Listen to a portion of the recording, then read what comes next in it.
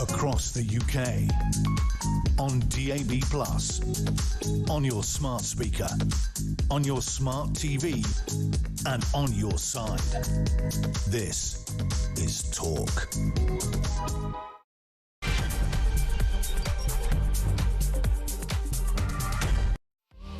Well, a very good afternoon. This is Talk Drive. I'm Peter Cardwell. Thank you so much for your company this Monday afternoon. There's loads to talk about. We'll be going down to the House of Commons very soon because David Lammy, who is the Justice Secretary and the Deputy Prime Minister, will be grilled by MPs. He's making a statement about the absolute fiasco last Friday. We reported it here on Drive, of course, of Hadush Kabatu, the migrant who was, or is, of course, a sexual predator. And he has been released from prison, now recaptured. How on earth did that happen? What happened? Who's to blame? Will there be a full investigation? We'll hear on this programme in the House of Commons from David Lammy, the Justice Secretary, and also the Shadow Justice Secretary, Robert Jenrick. That should come up fairly soon. It's hard to know exactly when things happen in Parliament, but probably in the next 10 minutes or so. I interviewed Sarah Pochin on Saturday, and you'll be aware that her comments caused quite a controversy, many people calling them racist. Well, today Nigel Farage says they're not. The Prime Minister has reacted, as have many other politicians. We will talk about that as well. Also, a huge controversy in regard to the Home Office. This is the Home Affairs Select Committee, the group of MPs that scrutinises the Home Office, saying that Home Office incompetence dates back years, allows the cost of asylum hotel contracts to spiral, providers have made excess profits at taxpayers' expense, there have been fines for poor performance applied late, if at all, there were failures of leadership at a senior level, and ministers wanting quick results made things even worse. This is a huge story. There are a number of huge stories around that show just at the moment Britain isn't working. What do you think? How can we make it better? How can we fix our country? How can we make sure that our government does what it's meant to do, that civil servants, including prison officers, do what they're meant to do, and don't let out the wrong people, especially scumbags like Hadush Kabatu, who is a sex offender and was originally at the Bell Hotel. Also, he's now being sent to Ethiopia. Great. Well, it shows when we want to, we can actually get rid of people. Let me know your thoughts on all of this. 0344 499 1000 is the number to call. You can text me 87222 with the word talk in your text. You can tweet me at talkTV, follow me at Peter Cardwell. You can send me a voice note, less than a minute please, to 0344 499 1000. That's the same number that you can send in WhatsApp text messages to, and you can give me a ring on that number too. As always, on every single show I do, it's about the guest, yeah, it's about what I think, yeah, but mainly it's about you. This is my show, but it's your show too. I'm going to get as many people on the air in whatever form between now and 7 o'clock. So much to talk about between now and then here on Talk Drive.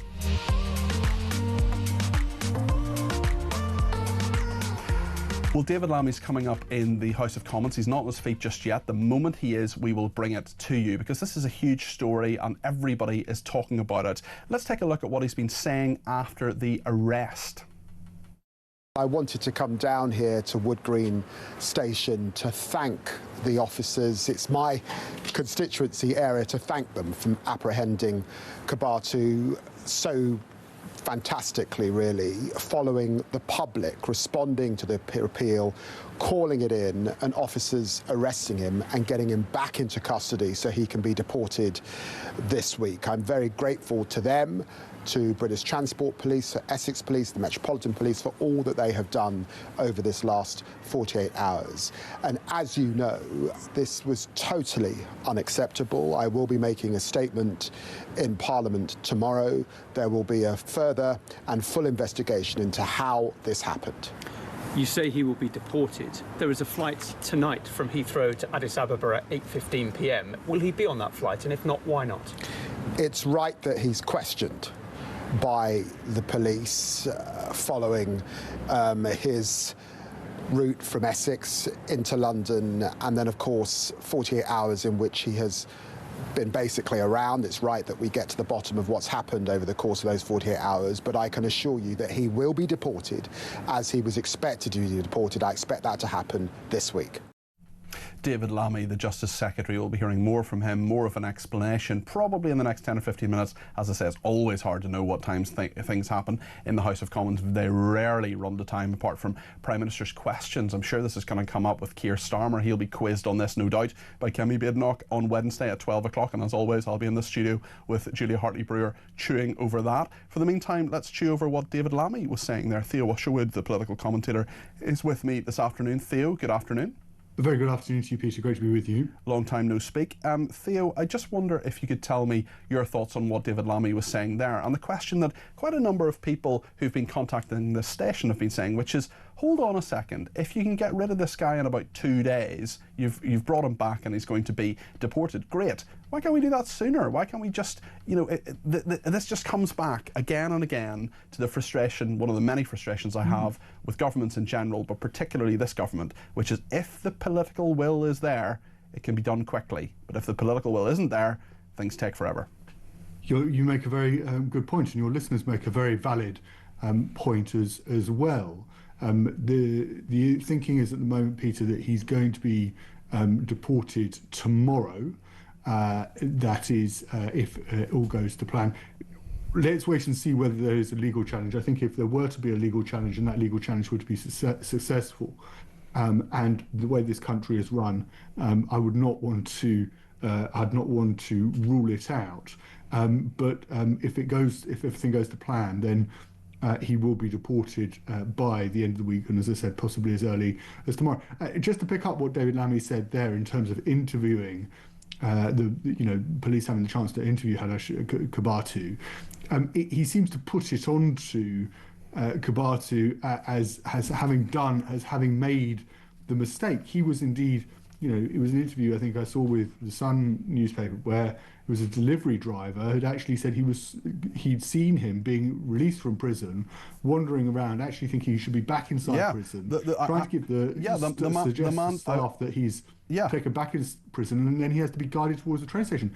It beggars belief that somehow I make no apology for a convicted criminal like Kabatu, but I'm not. In this particular instance, it's hard to see exactly what he's done wrong or what he's got to answer. There are a lot of things that Hadesh Kabatu has done wrong. I am not sure him being released early is his fault. And actually, the delivery driver you talked to, who spoke to Kabatu at Her Majesty's Prison, Chelmsford, described Kabatu as being confused and was said to have returned to the prison reception 4 or 5 times before leaving the area on a train. He himself, he is not a nice man. He is a scumbag. He is a sex offender. I'm not standing up for him 200%. in any way, shape or form. But what he did do was say, hold on a second, have we got this right? Yeah.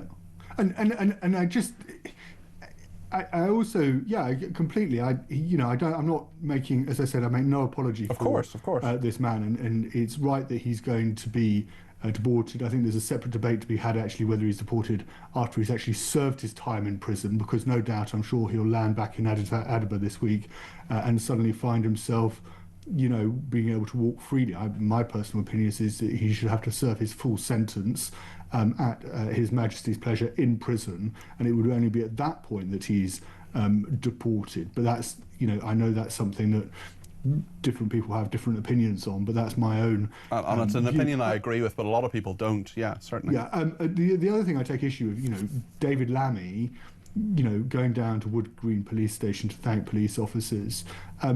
Well, yes, okay, fine, well done, police officers. I'd rather he went up to Chelmsford prison and interviewed and sat down with a meeting without a cup of coffee with the and biscuits with the governor of Chelmsford Prison to find out or he could go up to the woman who dialed 999 to report him. I mean, the police officers were responding to a 999 call. It wasn't as if they found him themselves, although the police have done a reasonable job over the last few days. But yes, it's really interesting, as you say, that David Lammy is keen to go and take a victory lap with the police officers. He is not the Home Secretary, he's the Justice Secretary, and the Justice Secretary has nothing to do with the police. It's the Home Secretary that oversees the police, yet he isn't going to HMP Chelmsford. It's almost only a cynic would suggest for a second, Theo, that David Lammy is addicted to the media, is addicted to the spotlight, and wants to paint himself as a hero in all this. He talks about being appalled, it's dreadful, it's awful, all the rest of it. Well, the buck has to stop somewhere. I know it wasn't David Lammy who opened the door, but you're in charge, mate. It's you. You're the government. I want to talk about something. I couldn't agree more, Peter. I mean, he's almost wanting to take, and this is a tactic that actually I saw first with Boris Johnson's government, that he sort of takes a bird's eye view. That he's like the commentator. Nothing to do with me. Saying, well, I'm just going to monitor what, I'm just going to make a comment. What we should be doing is no, it's you. You're it. You're the government. Exactly. Do it. Exactly. It's his department. He's the boss. It's like, if there was to be a failing at a major company, you wouldn't expect the CEO to sort of stand back and sort of mark the homework of the chief operating officer or the chief financial officer. You expect the chief executive officer to take full responsibility for exactly what's happened. Now, he's the minister, cabinet minister, in charge of that department, and he should be taking full responsibility now. And he's going to be speaking in the next few moments in the House of Commons. And he can expect a rough ride, I'm sure, from opposition MPs, whether they be Conservatives or Reform or Liberal Democrats. I would also hope that actually some Labour MPs would put the boot in as well, because it's been, we cannot underscore how shambolic and what a mistake this is. And Theo, I'll be honest with you, I'd love to interview David Lammy about it. To my knowledge, in all the time he has been in government since the 4th of July 2024, he hasn't done an interview with this station at all. Many other government ministers did. Wes Streeting was on yesterday with me. Great, good for him. And only a cynic, I don't want to be too cynical here, but only a cynic would say that David Lammy had refused invitations, very kind and generous and persistent invitations to come on this station, because he had previously received an awful lot of money from a rival station. But only a cynic would say that, and I'm not a cynic, and that's the main thing. I want to talk about Sarah Pochin, because I interviewed her on Saturday. Those comments have caused a bit of a stir, and quite a number of people have reacted to it. I just want to play what the Prime Minister has said in the last couple of hours about Sarah Pochin's comments to this programme. It's shocking racism, and it's the sort of thing that will tear our country apart, and it tells you everything about reform. And Nigel Farage has got some questions to answer, because either he doesn't consider it racist, which in my view is shocking in itself, or he does think it's racist and he's shown absolutely no leadership. I'm the Prime Minister of the whole of our country, our reasonable, tolerant, diverse country, and I want to serve the whole country. He can't even call out racism. Criticising Nigel Farage there. This is what Nigel Farage thinks. The words that Sarah Pochin used in response to a caller into Talk Radio on Saturday morning were without ugly, and taken on their own, could be read to be very, very unpleasant indeed. I am unhappy with what she has done. I can't underestimate that, and she fully knows how I feel. However, it was in the broader context of DEI madness in the advertising industry, something which anybody with half a brain can recognise has been going on since about 2021. So I understand the basic point, but the way she put it, the way she worded it, was wrong and was ugly. And if I thought that the intention behind it was racist, then I would have taken a lot more action than I have to date. What do you think about this? What do you think about what Farage has said, what the Prime Minister has said? A lot of reaction, a lot of people watching the clip online, a lot of people responding to it, writing about it, contacting me on Twitter about it. 0344 499 1000. Theo, what do you think of those two comments? Two very contrasting opinions from Nigel Farage and the Prime Minister. Yeah, firstly, it was it was your phone-in. So this is the story, one of the big stories of the week. So I think it's you managed to get a particularly interesting set of comments out of Sarah Pochin. I can understand why Farage has said what he said, and I think some people might expect him to sort of try and brush it off or explain it away, but he hasn't done that. But at the same time, he hasn't called the comments racist. I think, and this is a conversation I've had with somebody very senior in Reform, actually, quite recently, about where the right needs to find itself if it is to be successful in taking on Labour, the Liberal Democrats, in dealing with the thorny issues of today, and that is that they need to make this about values rather than skin colour. And I think Farage is angry with Sarah poaching because it has given Keir Starmer the opportunity to come in and say that Reform is a racist party, essentially. And if you look at this country is, when it comes to the makeup of this country, this is a very diverse country. The UK is a very diverse country. But I think there is a problem in this country about understanding about what it means to be British. And if Reform can, and indeed the Conservatives, can find a narrative where we as a country have a sort of thread that runs through us of something that we all believe in, then and we can all subscribe to, then I think that they can be successful in taking on Labour, and I think they can be successful in taking on Labour on issues that matter, whether they be trans issues, whether they be dealing with the tackling the horrendous terrorism that we saw up in Manchester, all of those things that strike at the core of what it is to be British. And Farage has called it out and said, and not, said poaching is racist, but he has said that they're wrong, and I think he's right to say that. I think the comments were ugly, I do agree with that. But he needs to make sure that his party, between now and the next general election, cannot be labelled by Labour with any legitimacy as being a racist party, because you see what you see is what's happened to that very fringe, which is a racist fringe. It doesn't get anywhere in British politics. It never has done, and it's my belief it never will.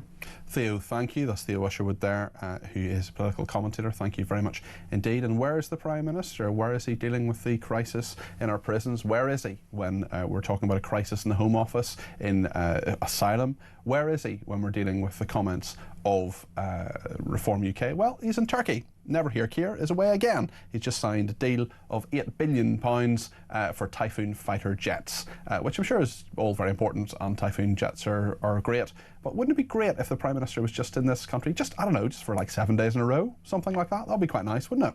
Thank you to everybody who's been in touch, including Rich, who says Sarah Poachin's comments are not racist at all. She was stating a sad fact, highlighting how broken Britain is. I personally will not buy or use any service or product that uses this woke rubbish in their adverts, and hope that many others do the same. Paul says, afternoon Peter, afternoon Paul. A simple way to fix the UK, the government needs to grow a backbone, ignore the woke, the left and the EU, and comments on social media, scrap net zero and deport all illegals under a national security emergency. That's Paul in Staffordshire there. And Damon in Wigan. Good evening Peter, good evening Damon. David Lammy will use every excuse in the book to make sure the government don't get the blame for the released migrant, because the system is broken and we all knew this would happen one day, but no investment into all departments results in incidents like this. Let's get Britain sorted and back on track. Thank you Peter, says Damon. Well, we'll hear from the Justice Secretary at some stage soon. It's a bit late, but listen, you never quite know when these things are going to happen in the House of Commons. We will bring it to you as soon as we get it. Both David Lammy, the Justice Secretary, and of course his shadow Robert Jenrick. There's so much to talk about in this issue, and next we're going to talk about the Home Office. Front page of the Times today, and the Telegraph as well. Home Office incompetence dating back years allowed the cost of asylum hotel contracts to spiral. What do you think about that? 0344 499 1000.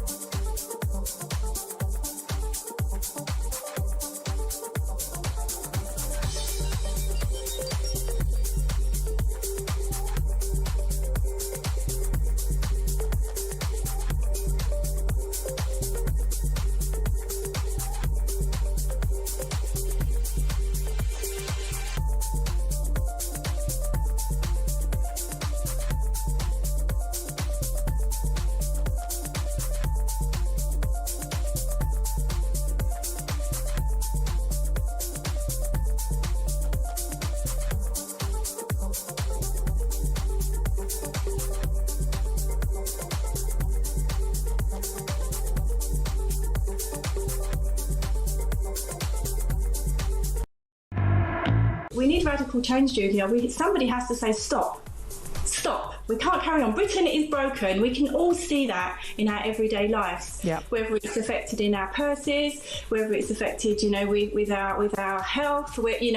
Doctors. All you hear all the time is people can't get doctor's appointments. People can't get. People are going abroad to go private, for goodness' sake. It's ridiculous, and we work so hard as British people. We work so hard, and we're a really giving nation. We help charities all over the world. And right now we need to help ourselves.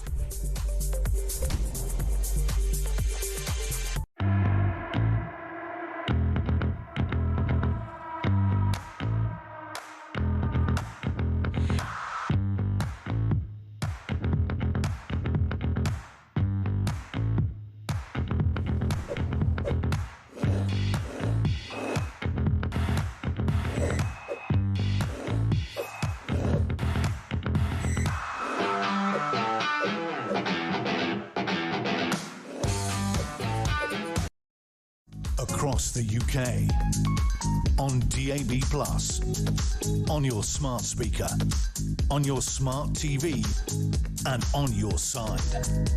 This is Talk. Well, thank you to everybody who has been in touch, including Mike in Lincoln, who says, "Hi there, Cardi P." Hi, Mike. For crying out loud, I'm pig sick of this idiotic and extremely disliked Labour Party, says Mike, and other lefty loony parties throwing the word racist around, but everyone who isn't of their rather simplistic mindset. They've worn the word out and has completely lost its meaning now. Thanks. Hev says, Sarah Puchin should have said that it was her opinion and we have freedom of speech according to the PM.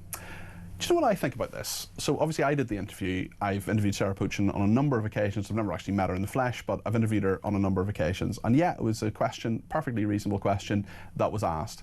So I totally get where she's coming from. I totally understand the frustration that, for example, there are 4% of people in this country are black, 50% of people in ads are black. There's a reasonable discussion to be had about that. There was a historical drama recently, for example, where Henry VIII was played by a black man in a wheelchair. Now, Henry VIII was not a black man in a wheelchair. He just wasn't. That is just not a factual thing. And actually, there was a really interesting tweet from Ike EJ, who's been on my show a few times. He's a really, really interesting commentator, really worth following on Twitter if you're on Twitter. Ike EJ is his name. And he said, why is it that we jump up and down about this? And what Sarah Puchin said, a lot of people, a lot of politicians, a lot of Labour politicians in particular, we heard what Keir Starmer had to say. Why did they get so annoyed about it? When actually there was another activist who called the royal family too white, and that person was lauded for that and was given the alternative Christmas message on Channel 4. And Ike EJ made that point online, and I thought it was just a really, really interesting one. So the thing is that we're the home of free speech. I want to have a debate. I want to talk about these things. And I think it was legitimate. Look, Sarah Puchin herself, she apologised for it. Her words were at best clumsy. Is she a racist? Let me know what you think. 0344 499 1000. Well, Callum McGoldrick is with me now. He's spokesman for the Taxpayers Alliance and he's the investigations campaign manager. Callum, it's great to talk to you this afternoon. I don't know about you, but my jaw sort of dropped, but also kind of didn't when I read the front page of the Times and the Telegraph this morning, finding that Home Office incompetence dating back years allowed the cost of asylum hotel contracts to spiral. Providers made excessive profits at taxpayer expense. Fines for poor performance were applied late, if at all. There were failures of leadership at a senior level, and ministers wanting quick results made things worse. It's not a ringing endorsement, is it? Well, Peter, thank you very much for having me on. It's absolutely not. I think this is obviously a fairly notable example, but it's a case of repeated civil service and government mess-ups. We see it that through infrastructure projects in particular, they tend to be quite bad at negotiating contracts. And I think what we've seen is profiteering here, and they've been quite frankly taking advantage of, which has in fact just meant that British taxpayers have been taken advantage of. Yeah, and it's really interesting just on asylum hotels themselves. We have a clip now from Keir Starmer of his view on this huge and growing problem in our society. This is what the Prime Minister thinks. We inherited a huge mess in relation to pretty well all departments in government, and that includes the Home Office. If you take the issue of asylum hotels, for example, we had years under the previous government where they didn't process claims. So tens of thousands of people didn't have their claims processed. They were then housed in hotels. That was the policy of the last government. There were 400 at the height of it. It's now about 200. I'm determined that we will close those hotels. We're processing the claims much more quickly, and where people have got no right to be in our country, we're removing them at a higher rate than the best part of a decade. So we're taking the action, but I can't tell you how frustrated and angry I am that we've been left with a mess as big as this by the last government. Is it all the last government's fault, Callum? I think part of it perhaps, but it's definitely not all their fault. When you look at the numbers, more people have crossed the channel in 2025 already than crossed last year, and Labour are only removing under 10,000 people a year. It's over 30,000 that are arriving a year via the channel alone. So you think, well, that would mean that there's more and more people increasing, and the spend on hotels is going up under Labour as well. Yeah, it's a very, very good point. Some of the numbers in all of this as well, just how much it costs for these hotels. The average cost, 32,000 migrants living in those 200 hotels, about 200 hotels the Prime Minister was talking about there, budgeted cost for £2.1 billion a year, or £145 per migrant per night. That's 6 times the cost of other housing. So if you put them in homes of multiple occupancy, which a lot of our viewers and listeners really don't want to happen, that costs, what, about £32, £35, something like that. This is a huge amount of money. Taxpayers are not getting value for money here, even when we do have these migrants in our country, which so many people think they shouldn't be here at all. What do you think in terms of the value for money aspect coming from the Taxpayers Alliance, Callum? Well, I mean, only a third of asylum seekers are being housed in hotels, yet it's eating up 75% of the budget for that. So I think you do the maths and you see it's clearly not value for money. What we should be looking at is keeping them in short stay accommodation things before then either deporting them or moving them to a safe third country to process their claims there. We shouldn't be putting them up in hotels in some expensive areas, but also some not expensive areas of England. It's just not a good use of our taxpayers' money at all. Callum, do you think the Home Office will get a grip on this? Will this report be the wake-up call that's needed, or will things just continue to be really bad in this area? Unfortunately, Peter, I think things will only be getting worse. You know, this contract has been in place for quite a few years now, and they don't seem to be getting a hold of it. If anything, things seem to be getting worse. Callum, thank you. That is Callum McGoldrick there. He's a spokesman for the Taxpayers Alliance and he is the investigations campaign manager there. What do you think about this? Some of the detail is really, really shocking. A lack of transparency. Firms sitting on tens of millions of pounds waiting to be returned to the Home Office. That's your money. This money, said the MP, should be supporting public services, not sitting in the accounts of private businesses. So they contract services out in regard to asylum. Businesses are meant to do it. They don't do it. There are meant to be fines, and we don't get that money back. We're talking about tens of millions of pounds. Crazy.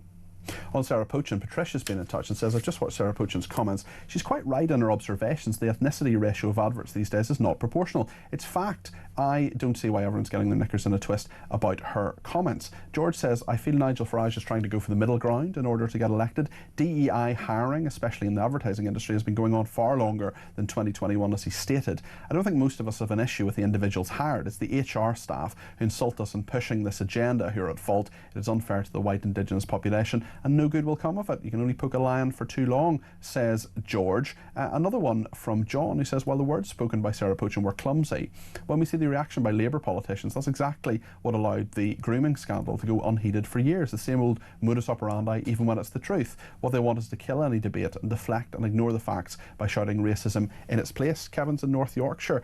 Kevin, I understand you're a Reform voter, but what do you think about what Farage has said? I'm really disappointed. I think he's let Sarah Pochin down, and he's let a lot of people down, and it won't stop me voting, but I think he needs to learn a lesson. She was accurate. I listened to the conversation at the time. She was accurate. She's not. It doesn't come. But Kevin, sorry to interrupt you, but when she says that she's angry, when she says it boils her blood. I can't remember exactly what she said, but she certainly said she was annoyed to see Asian and black people on TV. Those words, I understood the point she was making widely, but she could have used better words. No, she was being accurate. She was being honest. We want honesty from our politicians. Everybody keeps crying about the lack of honesty and forthrightness of our politicians. There is a major problem here. She identified that problem and she spoke emotionally and openly about it. And that problem is there. Everybody agrees the problem's there. Or everybody on the right of the conversation agrees that problem's there. And that is a growing majority. Yeah. And this problem is being pushed and forced on people every time. Every time you turn the television on, the issue is forced down your throat. Why is it an issue for you? Why do you mind seeing lots of mixed race families or a larger than proportion of black people in this country on the telly? Why does that bother you? Because it's not accurate, and it's an ideology that's forcing it. If it wasn't an ideology forcing it, it wouldn't be such a big issue. I bet if you went to Nigeria and watched Nigerian television, you wouldn't have the same ethnic mix on that television. It's just not right for the population of the country. And if it was a 6%, 10%, 13%, whatever it was, fair enough. But it isn't. It's an ideology pushing a point down people's throats that do not want that point pushing. But Kevin, the advertisers themselves, they want to sell products. Surely they want to have as wide a range of people in those ads as possible. Can you see it from their perspective? Or do you think this is just ideology? Because clearly it's about profits for them. It's not just about doing what they would see as the diverse DEI right thing, is it? Oh, come on, it's not about profits. It's in every aspect of life. It's not about profit. It is with advertising. Advertising is about selling things. No, selling people, they're selling to an ideology. They're selling to people that they see, the metropolitan types, where these issues are major issues within major cities. Look at London. They're selling on that point because those are the major grounds that they want to sell on. But the rest of the nation doesn't appear like that and isn't like that. And these people are in a bubble. They're in a university bubble. They're in an ideological bubble, and they're feeding to their own demographic, their own people. Just final question, Kevin. I've got to go to a break, but I do want to ask you one more thing. Who do you think is more genuine, Sarah Poochin or Nigel Farage? I think over this issue, I think Nigel has got a problem with regards to how he moves his vote forward and keeps his vote. I understand that problem, and I'm aware of that problem, but that we're getting to a point where that has got to be put to one side, and people have to see honesty and directness from their politicians. And Nigel normally is, but I think he's let Sarah down, and I think he's let a large number of his voters down on this issue. Kevin, really interesting to talk to you. Thank you for your call. That's Kevin in North Yorkshire there. I know it's challenging Kevin on a number of points there, but that's my job. We've got to hear the whole debate. Really interesting to hear his thoughts on that. If you want to get your thoughts on the air on this issue or any other issue, do you just let me know. 0344 499 1000. We've never done it before. Jodie's on the phones. You make your point. We ring you back between now and 7. Get as many people on the air as possible. We will be in the House of Commons, I promise, as soon as David Lammy starts talking about this ludicrous issue of this prisoner who has been released. We'll also talk in a second to Ruth Curtis, Chief Executive of the Resolution Foundation, about pro-union workers' rights packages will cripple businesses. That's what Starmer has been warned by Labour economists. Stay with us.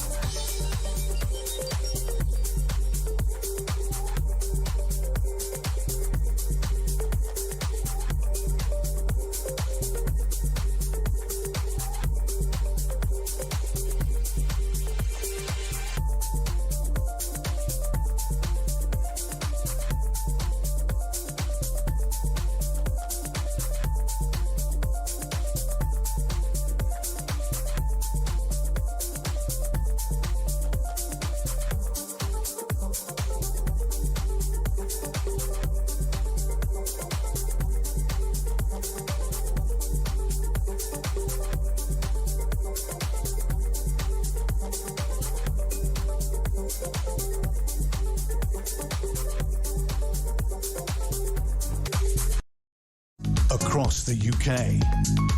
On DAB+, on your smart speaker, on your smart TV, and on your side. This is Talk. Justice Secretary David Lammy is in the Commons right now. Let's listen in. Raised about the release to the duty governor, and following checks, staff were dispatched to locate him.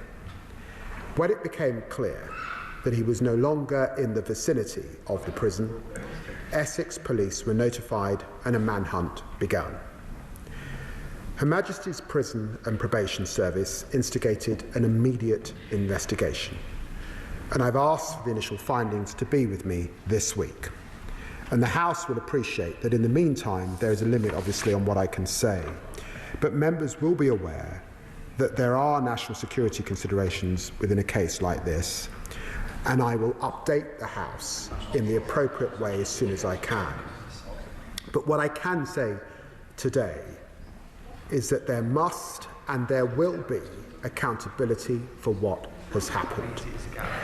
Madam Deputy Speaker, when I was first informed of the release in error, I spoke immediately to the duty governor at Chelmsford and senior HMPPS leaders to understand what was known and seek assurances about the immediate measures being taken. I tasked my officials working through the night and coordinated a response with the Home Office and the police. And I'd like to put on record my thanks to the Home Secretary for her engagement over the weekend. I also chaired 3 operational meetings with the police, and on Sunday was able to travel to Wood Green Police Station just outside my constituency to personally thank the police officers who caught Kibatu. Madam Deputy Speaker, I've been clear from the outset that a mistake of this nature is unacceptable. We must get to the bottom of what happened and take immediate action to try and prevent similar releases in error to protect the public from harm. First, on Friday, I instructed the CEO of Her Majesty's Prison and Probation Service to carry out an urgent review, to look at the checks that take place when a prisoner is released and identify immediate changes that could be made to the process in order to mitigate against the risks of release in error. As a result, HMPPS have taken steps to make these processes more robust. There will now be more direct senior accountability for ensuring protocols and checks are correctly applied, including a clear checklist for governors to determine that every step has been followed the evening before any release takes place. These are the strongest release checks that have ever been in place, and they will apply to every release from custody and are effective immediately. Second, any foreign national offender being removed through the early removal scheme, the scheme through which Kibatu was supposed to be removed from the country, can now only be discharged when the duty governor is physically present, and there will be no ERS removals from HMP Chelmsford for the rest of this week. And third, I'm today announcing that there will be an independent investigation by Dame Lynn Owers. I spoke to her yesterday, former Deputy Commissioner for the Metropolitan Police and Director General of the National Crime Agency, and she will fully establish the facts of Kibatu's release and whether staff had sufficient experience, training and technology, and she will also talk to the victims in this case to understand the effect this incident had on them. Her report will highlight points of failure and make recommendations to help prevent further releases in error, which have been rising year on year since 2021, going from 9 per month on average in 2023 to 17 per month in the period spanning January to June 2024. And I'm clear that a single release in error is one too many, which is why we have launched this independent investigation. And I can tell the House that it will have the same status as those into other prison incidents, including the awful attack on 3 prison officers at HMP Frankland in April of this year, and the escape of Daniel Khalife from HMP Wandsworth in 2023 under the last government. Madam Deputy Speaker, releases in error are a symptom of a system that we inherited from the party opposite.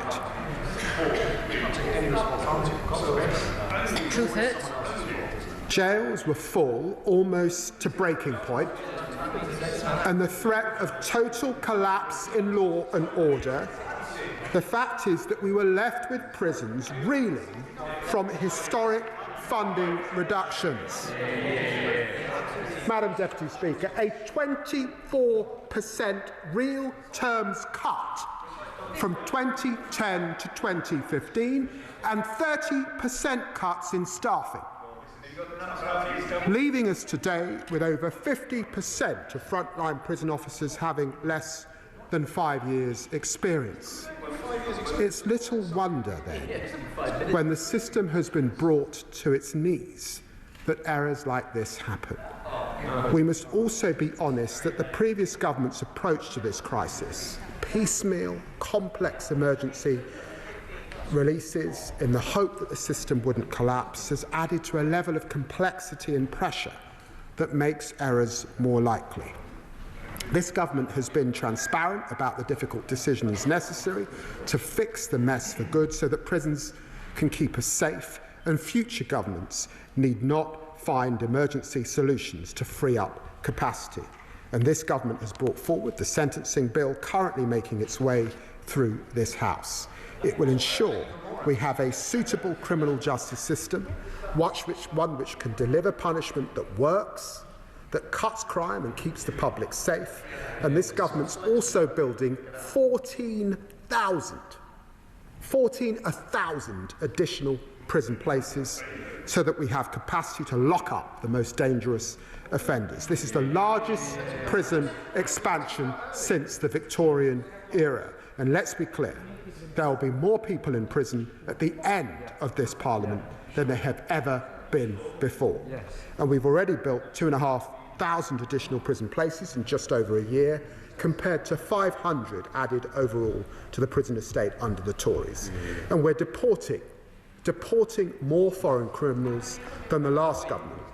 We've changed the law last month to speed up the early removal scheme, something that, to be fair, the Shadow Justice Secretary called for, so that most foreign prisoners can now be deported after serving 30% of their custodial sentence rather than the previous 50%. And through the sentencing bill, we will go even further to deport foreign criminals as soon as possible after sentencing. I can confirm that in the year to July 2025, we sent 5,179 foreign national offenders back to the countries of origin, a 14% increase on the previous 12 months. This frees up desperately needed prison places and saves the taxpayer the £54,000 per year in cost to hold an individual offender. Madam Deputy Speaker, this context sets out the scale of the challenge, but I'm clear that releases in error are not simply a fact of life. The public will not accept that, and neither does the government. We'll get to the bottom of what happened in this case. We will take whatever steps necessary to tackle the spike in releases in error, so that we can uphold the first duty of every government to keep the public safe from harm. I commend this statement to the House. Well, now, Robert Jenrick, the Shadow Justice Secretary, will respond to David Lammy. Thank you, Madam Deputy Speaker. Well, dear, oh dear, where to begin? This Justice Secretary could not deport the only small boat migrant who who tried to be deported. Yes. Having been mistakenly released, Hadush Kabatu came back to prison asking to be deported, not once, not twice, but 5 times. But he was turned away. Madam Deputy Speaker, the only illegal migrants this government are stopping are those that actually want to leave the UK. His officials, briefing the press, called it the mother of all. Yeah, they're not wrong, are they? Calamity Lammy strikes again. It's a national embarrassment. And today, the Justice Secretary feigns anger at what's happened. He says he is livid Kibatu was mistakenly let out. But under his plans to abolish short prison sentences that he forced through the Commons last week, Kibatu would never have even stepped foot in prison in the first place. So let's get it straight. We had the spectacle of the Metropolitan Police scouring London to find a man the Justice Secretary is simultaneously legislating to avoid sending to prison. What an absolute farce. So look, I must commend the Justice Secretary's performance. It is truly BAFTA worthy. He has perfected the art of performative outrage to a T. On Wednesday, well look, they may be laughing, but let me finish this point. On Wednesday, he will force every one of his MPs to vote again on the sentencing bill, which will see hundreds of sex offenders, just like Kibatu, avoid prison altogether. Sick men who destroy the lives of young girls, who steal their childhoods from them, they will be free to roam your communities, to steal the childhoods of your constituents. And I'll tell you who'll be livid then. The British public will be livid, and they'll know who's to blame. Madam Deputy Speaker, the Justice Secretary says he's launched an inquiry into what's happened. But he should be able to provide some basic questions to the House now. With respect to the prison in question, HMP Chelmsford, there's clearly a very significant problem. In a previous internal audit at Chelmsford, officials had marked their own homework as good, yet inspectors rated it as of serious concern. What is the Justice Secretary going to do now to address the way in which problems in our prisons are covered up routinely or wished away? On the subject of the inquiry itself, you won't be surprised to hear I am, how shall I put it, sceptical about this government's ability to conduct inquiries with any competence. Why is it limiting itself to this particular security farce and not the other glaring errors, like the doubling of drone sightings above prisons, the soaring assault on prison officers, or the rampant extremism we're now seeing in our jails? Shocking as this accidental release is, it is not a one-off blunder. It has come to be the norm under this government, as the number of prisoners mistakenly let out early has more than doubled. So can the Justice Secretary tell the House how many of the 262 prisoners let out mistakenly in the year to March were violent or sexual offenders? And how many are still at large? There are now record numbers of foreign nationals clogging up our prisons, more than under the last government.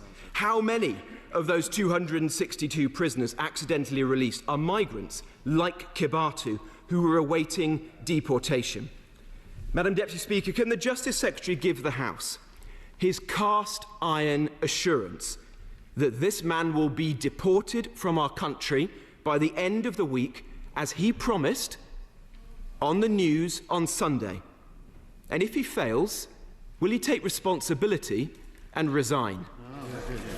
And lastly, on Tuesday, the Justice Secretary blocked my amendment to release the migrant crime data.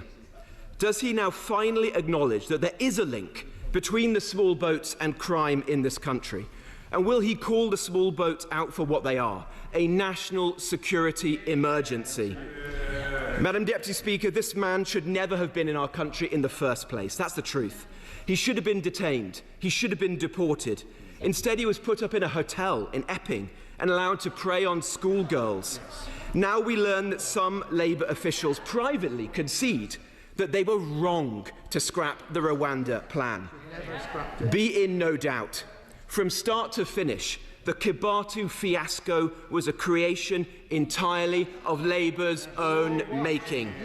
So I say to the Justice Secretary, there's no point coming to the House today professing to be livid at the consequences of your own policies. The British people, they can see straight through you. It's 14 years, mate. Madam Deputy Speaker, this is a serious issue, and that's why there will be a full independent investigation. The Shadow Justice Secretary, I'll give him this, he's smooth. But as my mother would have said, if he was chocolate, he'd lick himself. He should hang his head in shame. The crisis in our prisons that we're faced today is because of 14 years of failure under his government. As they were packing their bags, and he knows this, to leave office, temporary release failures were under his watch. They presided over 17 mistaken releases per month. This didn't happen overnight. It was not inevitable. It was the choices that his party made through 14 years of chaos. They said that they were the government of security and safety. They oversaw rising violent crime and crumbling courts and crumbling prisons. Again and again, they promised 20,000 extra prison places, and they managed an extra 500 in 14 years. They promised to remove more foreign national offenders from prisons. They failed. They promised investment and expansion in the prison system, but budgets stalled. They promised investment in the police, but again, we saw the police cut by 20,000. They promised increases in access to justice. We did not see that. We saw almost the collapse of legal aid. Violence went up in our prisons. Self-harm went up in our prisons. Drug abuse went up in our prisons, and prison officer numbers were cut under his watch. And he comes here and has the brass neck to give the impression that this started just 14 months ago. Let me just pause there. William Fernandez was released in error in March 2021. He was a sexual predator. He raped a 16-year-old and sexually assaulted another young woman after he was let out by prison in 2021. Was there an independent investigation? No, not from their side. Rayan Nubi, released in error in March 2023. Again, a man who was mistaken released from a Category B prison. Was there an independent investigation under his watch? No, there wasn't. Laura Matavoulis, again released in error in December 2021. Was there any independent investigation? None at all. And he comes here with the brass neck. I've asked Lynn Owens to look at this. I've asked her if she can do it in 8 months. Of course, we'll come back to the House when in 8 weeks, when that is done. And all of what he has said, what happened, looking over this period of time, is subject to that review. And then he says that the sentencing review will actually let more foreign nationals out. He's wrong. We've actually brought down the threshold so that you can now be deported with just a suspended sentence. He knows that. Read clause 42 of the bill and he will understand it properly. Chair of the Select Committee, Andy Slaughter. Now then, that is a wonderfully, goodness me, angry exchange in the House of Commons. David Lammy giving Jess Phillips vibes there at one point. Paul in Staffordshire says Lammy blaming the Tories changed the record. Peter, he couldn't even get the gender of the reigning monarch correct. He talked about Her Majesty's prison rather than His Majesty's prison. Kept blaming the Conservatives. How long can they keep doing that? They're an absolute joke. Jane says, come to the Commons, say you can't say much, doing a report, wait for the report, blame the last government, ramble on, kick the can down the road. They will say the same with the next scandal coming very soon, no doubt. Well, what we learned from David Lammy, I use the term advisedly, is, he talked about the fact that the Conservatives led to what he said a near total collapse in law and order. I'm not sure that's entirely correct. Also, he talked about problems covered up or wished away. That's something Robert Jenrick was talking about, the doubling of drone sightings. And Robert Jenrick, the Shadow Justice Secretary, talking about the livid, it's all right being livid with the consequences of your own policies as well. We know that the Justice Secretary, David Lammy, has asked Lynn Owen, she's the former Director General of the National Crime Agency, she's a very respected person, to look into this. He initially said it would take 8 months, apparently it's going to take 8 weeks actually. Another person says embarrassing. Lammy shouting at the dispatch box. Jess Phillips last week, unbelievable. Yeah, we noticed that too, believe me. Phil in Portsmouth says David Lammy thinks the public are fed up with the previous government. The public are fed up with the absolute rubbish that is coming out of Labour's mouth, says Phil in Portsmouth. And Pete in Wiltshire says, I see David Lammy is now saying that Wood Green is just outside and not within his own constituency. As he said over the weekend, it says it all really, says Pete in Wiltshire. Another person says, Lammy praising the police for doing their job. What a joke. The public found him, not the police. Lammy is an embarrassment. Lots more to come on all of that. We've got the former Justice Secretary Alex Chalk, a Conservative, coming up just after the news, and the former prison governor Mark Hammersley. He's a retired prison governor at HMP Brixton. Now, it's interesting, those two, of course, will have really interesting views on all of this in regard to what David Lammy is saying, and Robert Jenrick as well, talking about Calamity Lammy and saying he has to own it because David Lammy is, of course, the Justice Secretary and in charge of all of this. What do you think about what David Lammy has said? And Robert Jenrick as well. I'm really interested to hear what you have to say in the next hour. 0344 499 1000. In the meantime, we'll get the news, then we'll talk to Alex Chalk, former Justice Secretary and also a barrister, so he knows this stuff too. Stay with us here on Talk.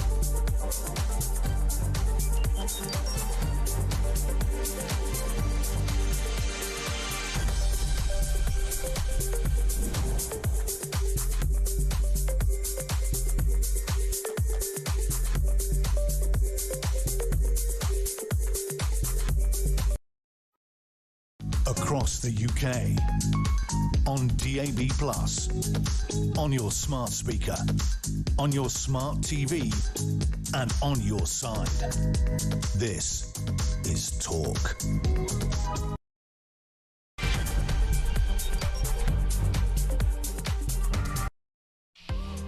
Well, a very good evening. It's just gone 5 o'clock. This is Peter Cardwell with Talk Drive. Thank you so much for your company. There's so much to talk about, especially what David Lammy has been saying in the House of Commons. He is the Justice Secretary, and he says that there's going to be an independent investigation into the wrongful release of Harish Kabatu, the scumbag sex offender who was an asylum seeker. He's now going to be sent back to Ethiopia. In a statement to the Commons, he set out a series of new measures. We know Lynn Owens is going to carry out an urgent review. She is the former Director General of the National Crime Agency. He says he wants to identify immediate changes that could be made to mitigate against the risk of release and error. We'll talk about all of that with the former Justice Secretary, Alex Chalk. He is with us in just a second, as will Mark Hammersley, retired prison governor who used to work at HMP Brixton. We'll talk to Kinsey Schofield this hour as well, live in the studio, about Prince Andrew.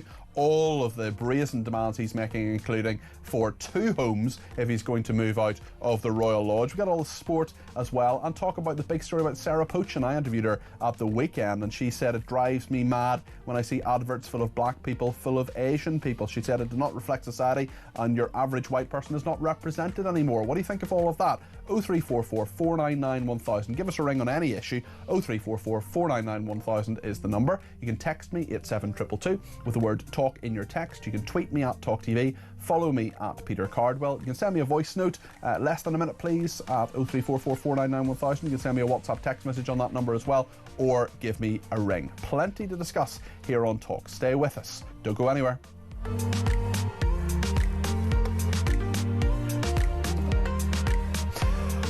Well, let's just take a look, a reminder really of what the Justice Secretary David Lammy said about the wrongful release of the Epping migrant Hadush Kabatu.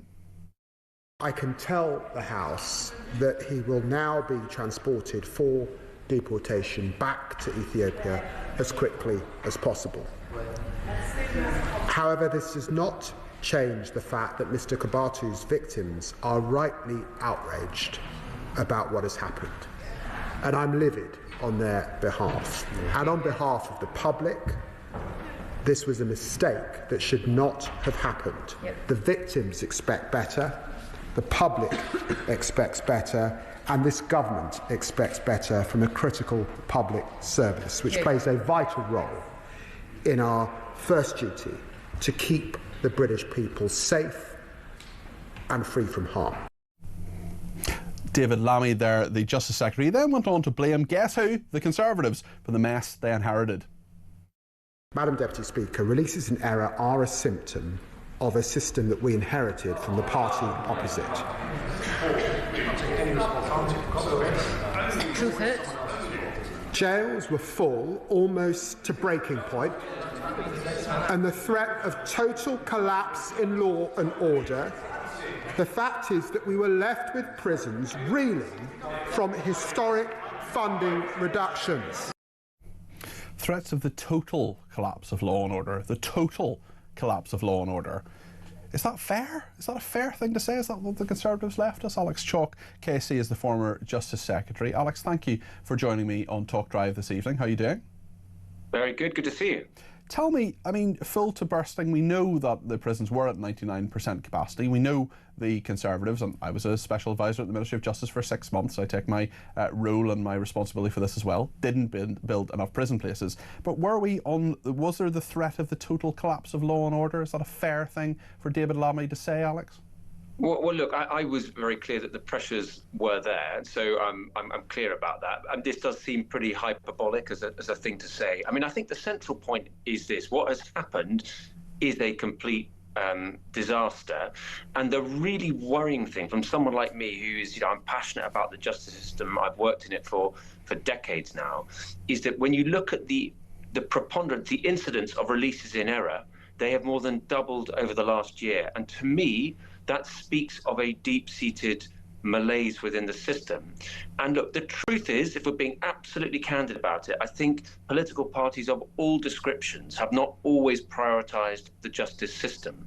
And I do think it is really, really vital that it gets the attention and the focus and the investment that it needs. The difficulty at the moment is because the DWP is absorbing so much public spending, it's difficult to see where the headroom comes to invest in the prisons and indeed prison staff that is so essential to ensure that you've got the experience and the skill so that calamities like this just don't happen.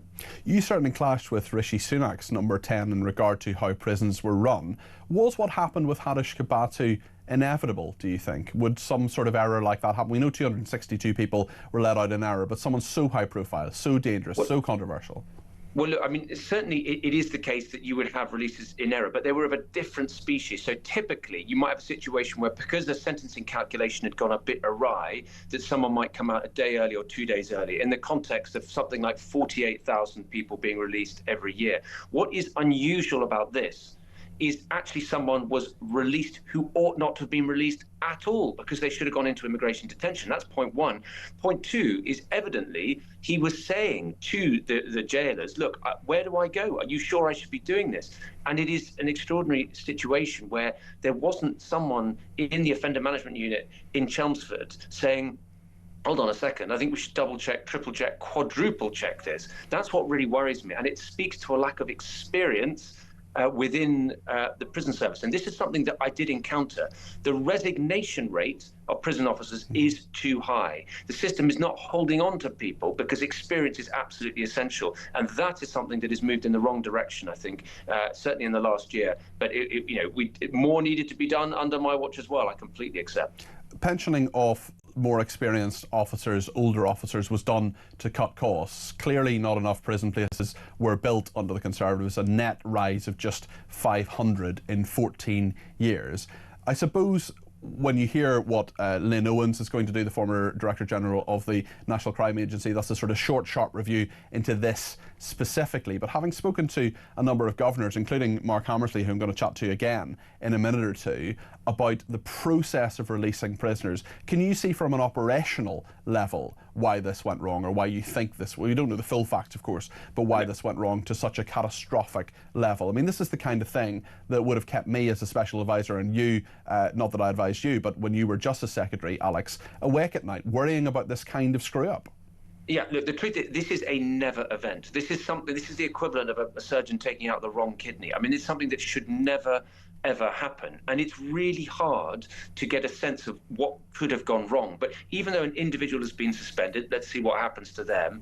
But I do think we have to recognise there is a systemic problem. And my view is, right, this might sound like a controversial thing for a Conservative to say, but I do think we need to look at whether the prison service is able, on the current pay scales, to attract the people that is required. Because what I saw is that although the resignation rate was ticking down when I was in office, it wasn't ticking down fast enough. We were losing people, as you indicate. And look, that is what's got to happen. And look, you make a point also about putting on more places. These prisons are unbelievably expensive. Each one costs about £400 million. But you've got a situation where the entire annual budget of the MOJ deals with 100 prisons, all the probation staff, all the courts, all the legal aid, is spent by the DWP in around 2 weeks. The reality is Britain will never be able to recover its public services and invest in places like the MOJ unless it gets on top of welfare spending. And that, I'm afraid, is a stark reality that the government needs to grip. Alex, thank you. That's Alex Chalk, KC, who is the former Justice Secretary under the Conservatives. Appreciate him joining me. Mark Hammersley with me now again, retired prison governor. Mark, thank you so much for speaking to me again on this developing story. Now we know what the Justice Secretary thinks and the Shadow Justice Secretary. What did you make of what they said? Yes, well, it's extremely high profile now. The process in place for releasing prisoners and just general processes in prisons is most things happen behind closed doors and people don't know what happens in prisons. But when you have something like this, suddenly everybody wants to know, really. And what people don't know that has happened over a long period of time, really, the process of releasing prisoners and the schemes that prisons are running are hugely complicated. They're hugely time consuming. The policies that are in place for staff to follow of working out prisoners' release dates and working out eligibility for early release on tagging and HDC, and working out if prisoners have got a parole hearing, and then trying to fit in their court appearance and categorisation prisoners. And the pressure on the spaces is so huge. It's regularly worked in a prison where we'd release 15 prisoners a day and there'd be 15 prisoners coming in at night, and we'd be under pressure to release number 16, and as soon as you did, number 16 came in. It really was tough, and most prisons are in the similar situation. The pressure to release is huge, and as has been mentioned, the pay and reward for staff doing such a complicated job is not huge, and staff face a daily battle of dealing with huge numbers of prisoners, of violence, of drugs, of many different priorities that get pressed on staff, and it's hard. It's hard to retain staff. It's hard to keep staff trained in the right area. I mean, I retired, and one of my areas was as the offender management manager of the offender management governor. So I know this area particularly well, and I made a huge point of trying to keep my department in the spotlight, and made sure I got my staff trained and kept it as most up to date as I could, and it paid dividends because it did keep in control of things. But it's very easy to lose control when you lose a couple of key staff, and if it doesn't get priority and the prisons don't get reinforcements in and train things up, it can slowly get worse.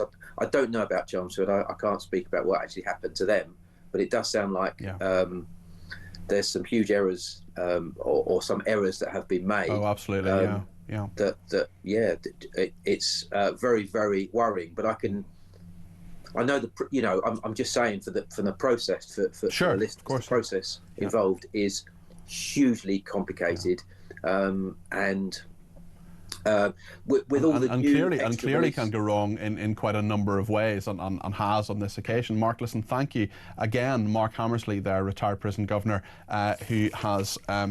who was at a number of prisons, HMP Brixton, Highdown as well. Bit of breaking news: a protester has heckled the King about Prince Andrew. This is during a cathedral visit. The man shouted questions about the Prince and Jeffrey Epstein as the King visited Staffordshire amid mounting pressure to settle his brother's living arrangements. The King did not react as the man shouted. We'll get into all of that in just a few minutes' time with Kinsey Schofield, who's going to be live in the studio. We'll talk as well about Andrew and Sarah Ferguson agreeing to leave Royal Lodge, but demanding 2 homes in return. That's the front page of The Sun today. Also, Andrew's finances facing scrutiny from a spending watchdog and MPs. In the meantime, let's go back to Lammy and speak to Nick in London, who's given me a ring on 0344 499 1000. Nick, what did you make of what David Lammy said? Were you convinced by it?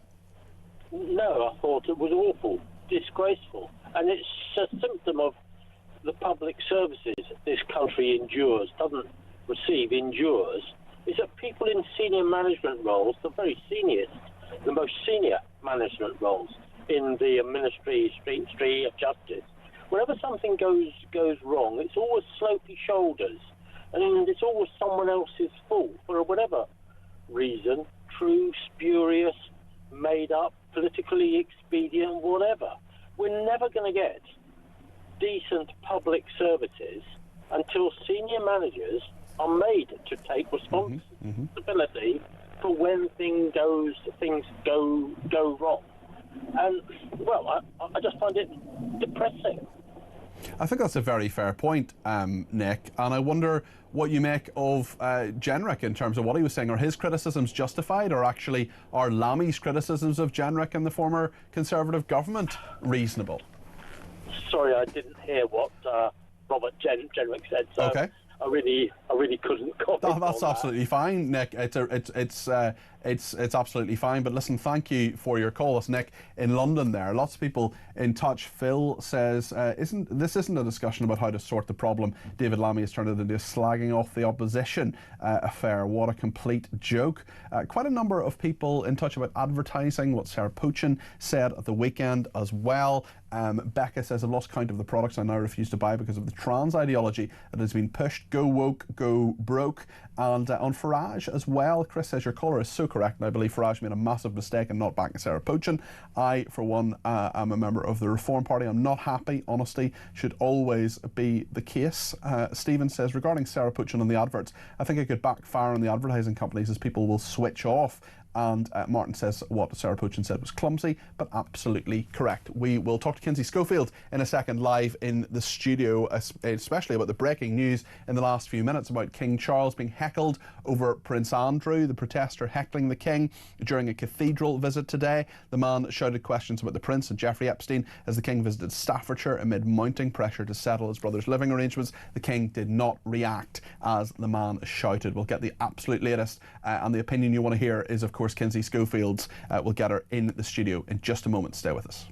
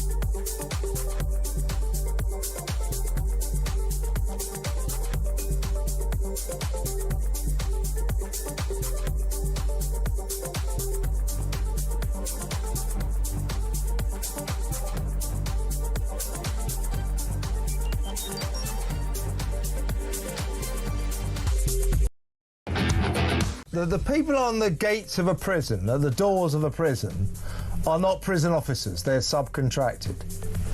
Well, they're called operational support grades. They wear a uniform, black and white, the same as prison officers. They're not trained to the same standard as prison officers. What they should have done is rang up their manager and said, look, we've got some guy here, keeps going on about being deported. What do we do with him? Yeah, keeps going on about, I don't think you should be releasing me. Yeah. Across the UK, on DAB+, on your smart speaker, on your smart TV, and on your side. This is Talk. Well, a protester has been heckling the King about Prince Andrew during the cathedral visit a little bit earlier on. Kinsey Schofield is on hand. She is the host of Kinsey Schofield Unfiltered. Great to have you live in the studio. You're a real person, which is marvellous. Kinsey, tell me about what happened today.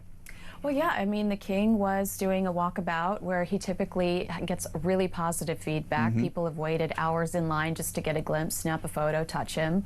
And a heckler started yelling at the King, did you know about Prince Andrew? Did you ask the government to cover it up? I mean, the King has survived assassination attempts. He's been involved in some very serious situations. His face stays straight. He remains confident. He just ignores this individual. Let's just have a look at the clip. We've just gotten into the building of what the heckler said to the King. Let's have a look. How long have you known about Andrew and Epstein? Have you asked the police to cover up for Andrew? Have you asked the police to cover up for Andrew's Charles? What do you think? Should the MPs be allowed to debate the royals in the House of Commons? Goodness me, what do you think of that? Very direct questions there, very searching questions. The King wasn't clearly going to answer that person there, but given the footage we've now seen, what do you think, Kinsey? You know, there's only been one. I feel like if you're doing this, your ultimate objective is it's your time to shine, because we've only really seen the royal family break in a similar situation one time, was when a reporter yelled at Prince William, "Are you racist? Do you have a racist family?" And Prince William stops in his tracks and says, "We are very not. We are very much not a racist family." So, you know, what were your expectations? Did you really think you were going to get the big exclusive with King Charles? The likelihood is no. I felt like the King handled it well. There are some questions that are legitimate that were thrown at him, but there is a time and a place to handle that. And I actually have some sympathy when it comes to the King's position, because why did the Queen's team not handle this? Why did the Queen's team not go, you know what, this doesn't look great for us? You mean Queen Elizabeth? The late Queen Elizabeth. Yeah. And I didn't expect her to do it. We hear that Andrew was her favorite of all of her children. I know that with that she was in a difficult position, but we know the team around her could be ferocious sometimes and cold. Why didn't they cut Andrew off at the knees before this was passed on to King Charles? The Epstein files have been a mystery for how many years? The idea that there are secret tapes, that there are secret logs. We've been debating this for years now. The idea that Virginia could write a book, I think, has always been a concern. So I don't necessarily look at the current monarch and say, I feel like you are to blame. I feel like this is years of people protecting him. And I also think we should have shipped him out of Windsor a very long time ago. Well, it's fascinating, the story, of course, in the front of the Sun newspaper today. Disgraced Prince Andrew and ex-Sarah Ferguson agreed to leave Royal Lodge, but they want 2 homes in return. Tell us the detail of all of this, Kinsey. I mean, well, Sarah wants her own home. I guess Sarah and the Corgis need their own venue. She took over the Queen's Corgis, didn't she? She did. I mean, it's strange in that they've lived together. Okay, it's a very large house, although it was called the other day. Well, I would live with you for 30 years after our divorce. Oh, you? Well, I've been told, you know, that Royal Lodge is a small palace, apparently. I'm not sure what a small palace is, but it's like a big palace, except it's small, as someone very happily texted in to me. But 2 homes, I mean, this is brazen. And honestly, you know, be careful what you wish for, because there was a real sense of defiance and arrogance when the King booted Harry and Meghan out of Frogmore Cottage and gently suggested to Andrew, it would make a lot more sense for you to move into Frogmore Cottage. That happened years ago now. And the justification at the time was that they would be in the security parameter, so there would be no additional cost when it came to security. They didn't want Andrew to look like a leech or a burden. This was a great solution. I'm telling you now, Andrew does not have negotiating power. He doesn't have a leg to stand on. We are watching the slow drip from Washington, D.C. of the Epstein files. We don't know what else is to come. What didn't make Virginia Gouffre's book? What might she say? Well, the publisher and legal made me cut this out, but I'm willing to tell you, Piers Morgan. I mean, there are still real concerns and questions about what emails could leak.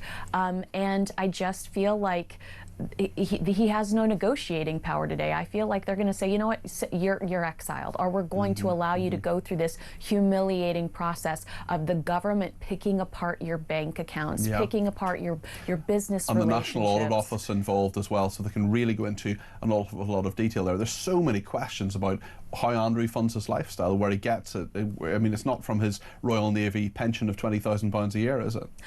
And I don't want to, I'm not, you know, trying to be ugly, but his daughters have benefited from some of these relationships that are now being questioned.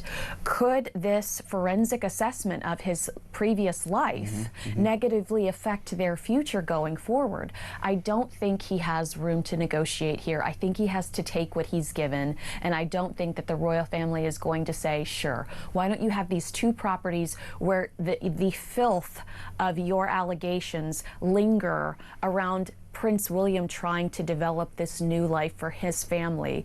I mean, he's saying as a reigning king, he wants to stay in Windsor. Why would you have a distraction like Prince Andrew on the estate, on the property? I've been told that there have been protesters out there recently, helicopters above. That's not the environment that Prince William wants to raise his 3 children in. And also very interesting at the recent funeral of the Duchess of Kent that Prince William apparently blanking his uncle. So even if it were to go to William, hopefully the king will be around for a very, very long time to come.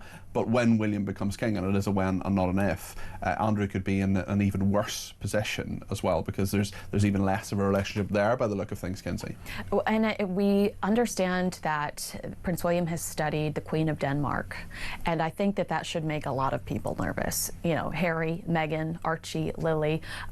I do think that in one fell swoop, he would say, if you are no longer a working member of the royal family, you do not need HRH, you do not need a duke in front of your, or a duchess in front of your name. You know, I'm going to clean house. And it's so much easier to manage the royal brand that way. Yeah.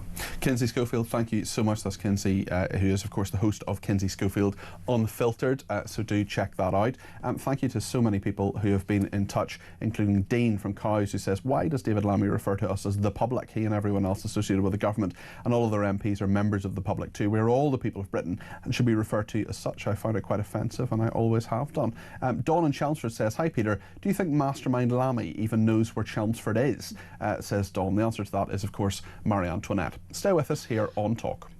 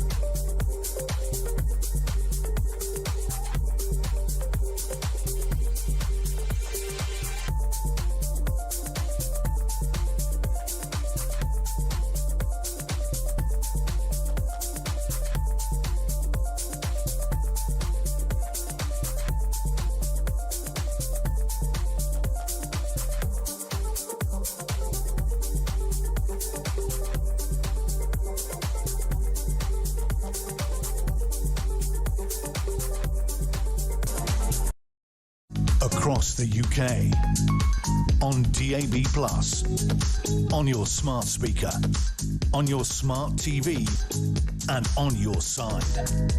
This is Talk. Thank you to everybody who has been in touch on Kabatu. John says, I believe Kabatu is on his way to Ethiopia. When I see a boarding pass and a stamp, whatever you think of him, the state had a duty of care and it blew it. He's released, refused re-entry 5 times, then a known risk, wanders to a station, hops on a train to London and ends up sleeping rough. That isn't a process, it's abdication. Either we manage offenders properly or we manufacture new victims. Pick one. I'll be amazed if the lawyers don't get involved. William is in Dundee and has given me a ring on 0344 499 1000. William, what are your thoughts on what David Lammy has said today? Hi, Peter. I just think it's an absolute joke. You know what it is? These people get all different jobs in government. They get all paid all different things. They make mistakes, and it's the public that end up paying for these mistakes. How much is this investigation going to cost? How much did it already cost for the police services over the weekend, you know, to hunt for the guy? It wasn't even the police that found him, it was a member of the public. Yeah, exactly. And it's Lammy. How many jobs has he got in government? William, we're just struggling with a line. Can we just try and get William back on a better line? I don't know if it's his reception or our system or what it is, but we'll try and get William back because we're just struggling to make out what he was saying. But I just want to talk to Daniel in Epsom in just a second. But before I do, let's remind ourselves of what Keir Starmer has been saying. This is about Sarah Pochin's comments. I had an interview with her on Saturday where she talked about people on adverts, and she talked about she said, it drives me mad when I see adverts full of black people, full of Asian people. She said it did not reflect society and your average white person is not represented anymore. In a social media post later on Saturday, Sarah Pochin said her comments were phrased poorly and I unreservedly apologise for any offence caused, which was not my intention. Let's see what Keir Starmer, the Prime Minister, has been saying in reaction to this story. It's shocking racism, and it's the sort of thing that will tear our country apart, and it tells you everything about reform. And Nigel Farage has got some questions to answer, because either he doesn't consider it racist, which in my view is shocking in itself, or he does think it's racist and he's shown absolutely no leadership. I'm the Prime Minister of the whole of our country, our reasonable, tolerant, diverse country, and I want to serve the whole country. He can't even call out racism. That was the Prime Minister there reacting to what Sarah Pochin said. And Nigel Farage himself, the leader of Reform UK, Sarah Pochin's boss, well, he had a press conference this afternoon and this was what he said about the controversy. The words that Sarah Pochin used in response to a caller into talk radio on Saturday morning were without ugly and taken on their own, could be read to be very, very unpleasant indeed. I am unhappy with what she has done. I can't underestimate that, and she fully knows how I feel. However, it was in the broader context of DEI madness in the advertising industry, something which anybody with half a brain can recognise has been going on since about 2021. So I understand the basic point, but the way she put it, the way she worded it, was wrong and was ugly. And if I thought that the intention behind it was racist, but I would have taken a lot more action than I have to date. Nigel Farage there, the leader of Reform UK. Daniel has given us a ring from Epsom, 0344 499 1000. Daniel, you're very welcome to the programme. What would you like to say? Peter, do you know what? I listened to the whole interview, and when I heard it, I think if you listened to the interview in its entirety, you knew what she was trying to convey, and you knew it wasn't racist. It's obvious now that the left are going to jump on this bandwagon and they're going to try and make it out to be something it isn't. I think it was clumsy, but this is a dichotomy. You get the politicians that you kind of deserve, because on one hand we all say, why are politicians always walking on eggshells? They don't give us a direct answer. They can't say yes or no, right? They don't speak their mind. They toe the party line. And then on the other hand, someone like Sarah Pochin who comes along, who I think is an absolutely fantastic human being, but it's quite clear she's not as media trained as some of them. And she speaks from the heart, and she's a little bit clumsy, making a point which broadly wasn't prejudiced. Is it a little bit? Is it just a little bit clumsy? Is that a reasonable thing, a reasonable evaluation to say when someone says it drives me mad when I see adverts full of black people, full of Asian people?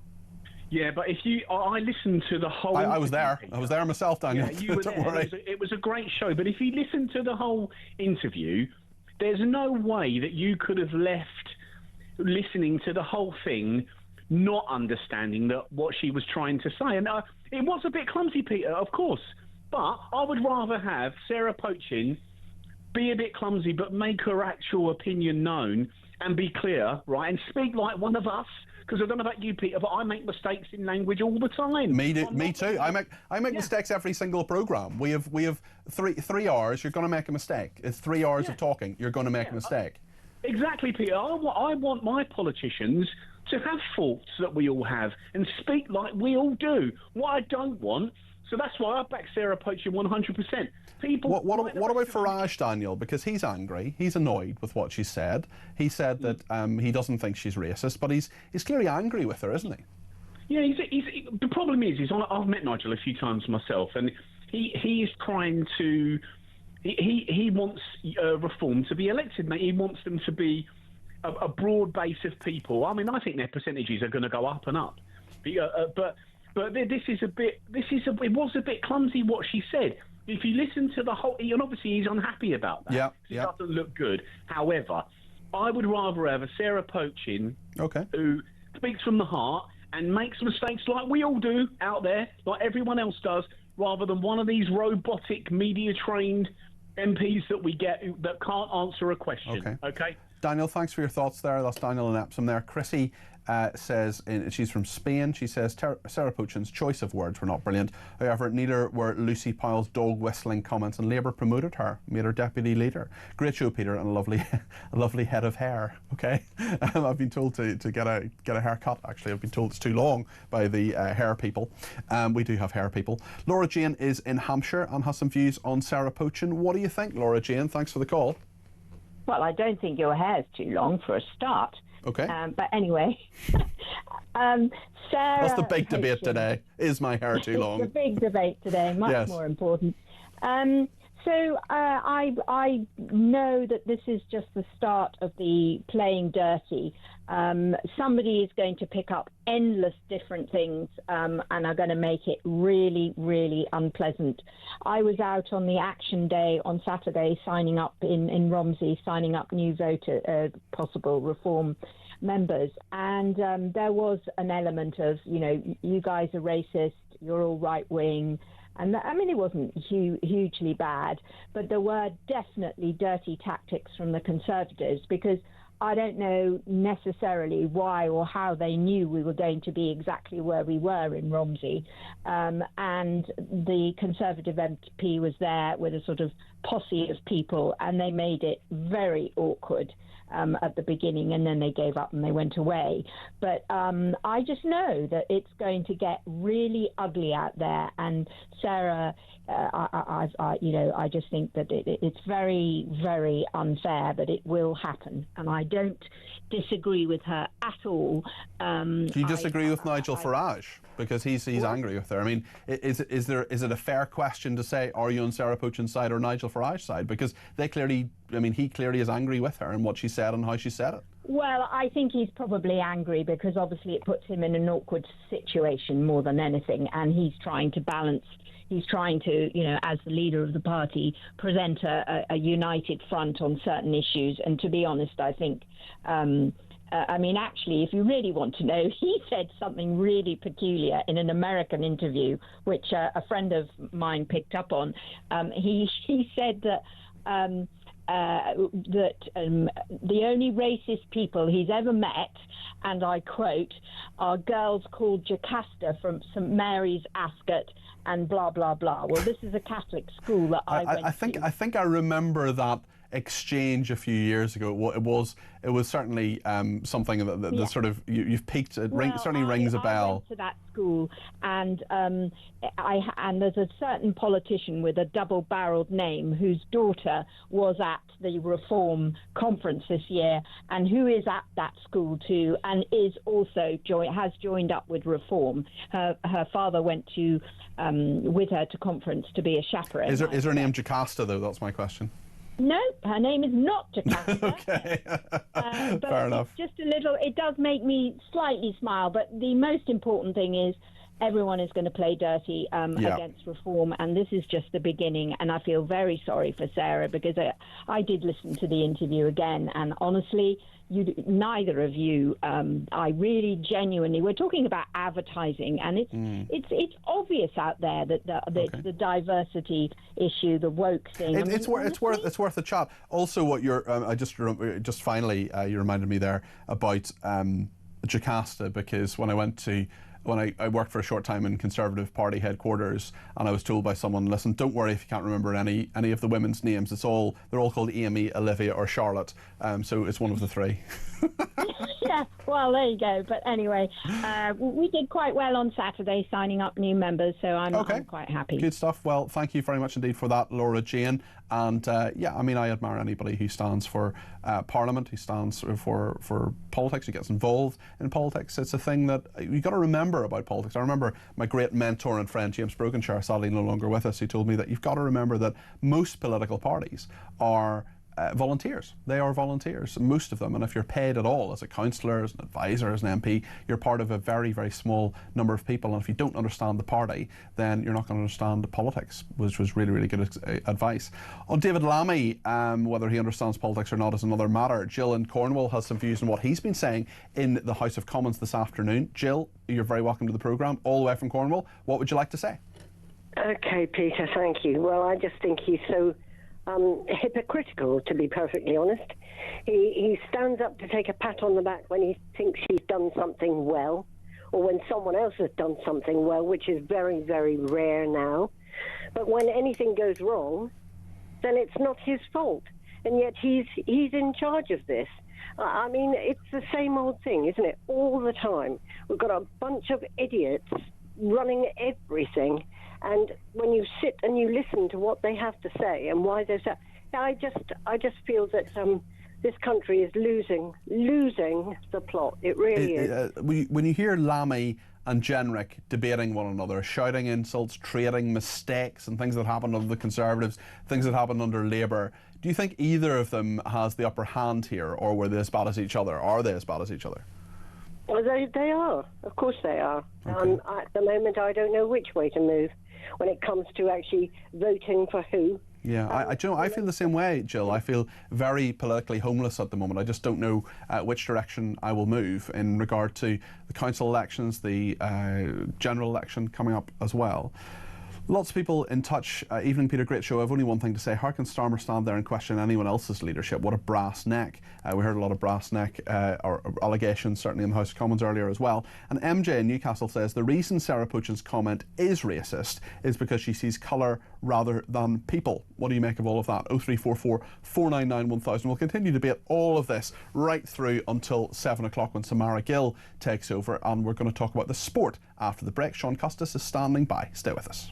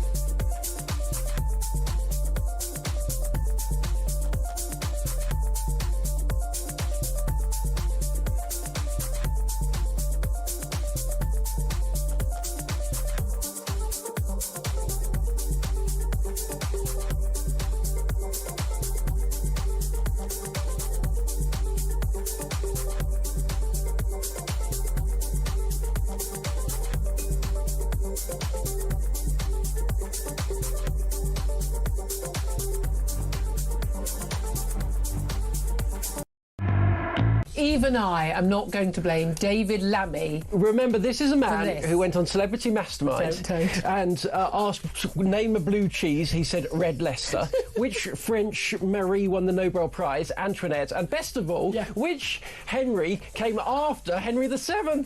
Before Henry VII. Which Henry came before Henry VII? He says Henry VIII. I mean, this is not a man that is capable of running a service of the complexity and importance of the prison estates. Across the UK, on DAB+, on your smart speaker, on your smart TV, and on your side. This is Talk. Stuart's been in touch and says, good evening, Peter. We're fed up with political correctness, well fed up with it. And Sarah said, like a lot of ordinary people would, and we, the ordinary people, know exactly what she meant. She was 100% correct. Mark in Norfolk says, what a crazy political environment we have when those trying to draw attention to the biggest scandal in the UK, arguably in our history, the rape gang scandal, are referred to as dog whistling by Labour's deputy leader. We all know Sarah Pochin is a perfectly reasonable human being, and the facts back her up, says Mark. We'll return to that, I promise, but now we're going to talk about the sport. Sports news from The Sun.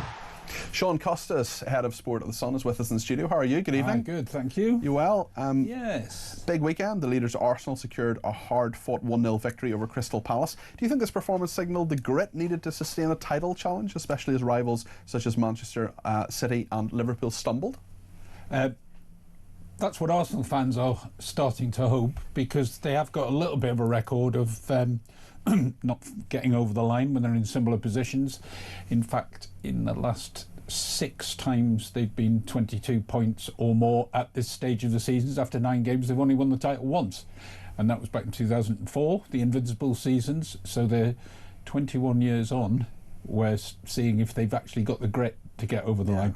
I think there is a more resilience about them this time. They have a very, very strong defence. Barely any team gets a shot on goal, let alone on target, and certainly doesn't score very often. And once they score one, that is back to the old days of Arsenal. Even yourself, Peter, may be familiar with 1-0 to the Arsenal if you go back a long time into the George Graham days. And that's what they did at the weekend, and it was a hard-fought victory over Palace, and done by Palace's old boy Eberechi Eze, who got the goal. And there is a belief about them, certainly, that this could be their year, but we have heard that before. Well, I mean, Manchester City and Liverpool suffering defeats. It sounds maybe the momentum in the title race starting to swing in Arsenal's favour. Yeah, well, that obviously made it a perfect weekend for them, because Liverpool, having lost the champions, a full successive Premier League defeat was a big deal, and City stumbling, continuing to stumble, really. In and out, inconsistent sort of a season, which means that Arsenal have a 4-point lead over like Bournemouth, and we're sort of saying, did Bournemouth really count? Now, they're done brilliantly, but they're not really seen as title challengers. Do you think they're adding extra levels of competition, them and Sunderland? Do you think either of those two clubs, Sunderland and Bournemouth, stand a chance of battling the so-called big clubs for European places? Me being a Newcastle fan, it's very painful to see Sunderland in the top 4, but you can't argue that they've done amazingly this season. Regis Lebris brought in 14 signings during the summer. It cost a few quid, 160 million for the 14. But in the world order of things, that's not huge amounts if on that number of players, if you want to stay in the Premier League. And he's done a brilliant job. He's found players that other managers certainly wouldn't have found, who've really stepped up to the plate. And they've got a very experienced player in Granit Xhaka, who used to play for Arsenal, who's now in their midfield, who's sort of the glue that holds them together. And they've done really well. Bournemouth is an amazing success story. Very small crowd, smallest crowds in the division, because of a small stadium. But they're amazing. I mean, Iraola, the manager, has produced miracles, really, with this team. And they are socking it to everybody. Comfortably beat Forest, really, in the end. And there's no complacency when you play Bournemouth. You know you're in for a tough time. And you know you're in for a tough time when you play Sunderland. They are the stories of the season so far. Let's talk about Arsenal's arch-enemy, Spurs, who cruised to a 3-0 win at Everton last night. Can you expect them to challenge? Well, they've been a little inconsistent, and certainly in Europe last week against Monaco, they were very poor, and it was down to the keeper to keep them in it. maybe Thomas Frank, former Brentford manager, who's now the manager, is starting to find his feet and starting to get a way of playing which under Postecoglou was simply attack, attack, attack, and to hell with whatever happens behind you, try and score more than they score. This is a more pragmatic approach, and it may be better geared to a title challenge. Look, they've started okay, it's reasonable, there's a confidence about them, but they're not quite in Arsenal's class. Sean, as always, thank you. That is Sean Custis there, who's the head of sport at The Sun. Appreciate you joining us. The big controversy in the House of Commons today is, of course, David Lammy's clash with Robert Jenrick over this escaped prisoner, this sex offender who was let out. He actually asked on a number of occasions himself, queried and said, what on earth is going on here? Let's just remind ourselves of what David Lammy said in the House of Commons a little bit earlier on. I can tell the House that he will now be transported for deportation back to Ethiopia as quickly as possible. However, this does not change the fact that Mr. Kabatu's victims are rightly outraged about what has happened. And I'm livid on their behalf. And on behalf of the public, this was a mistake that should not have happened.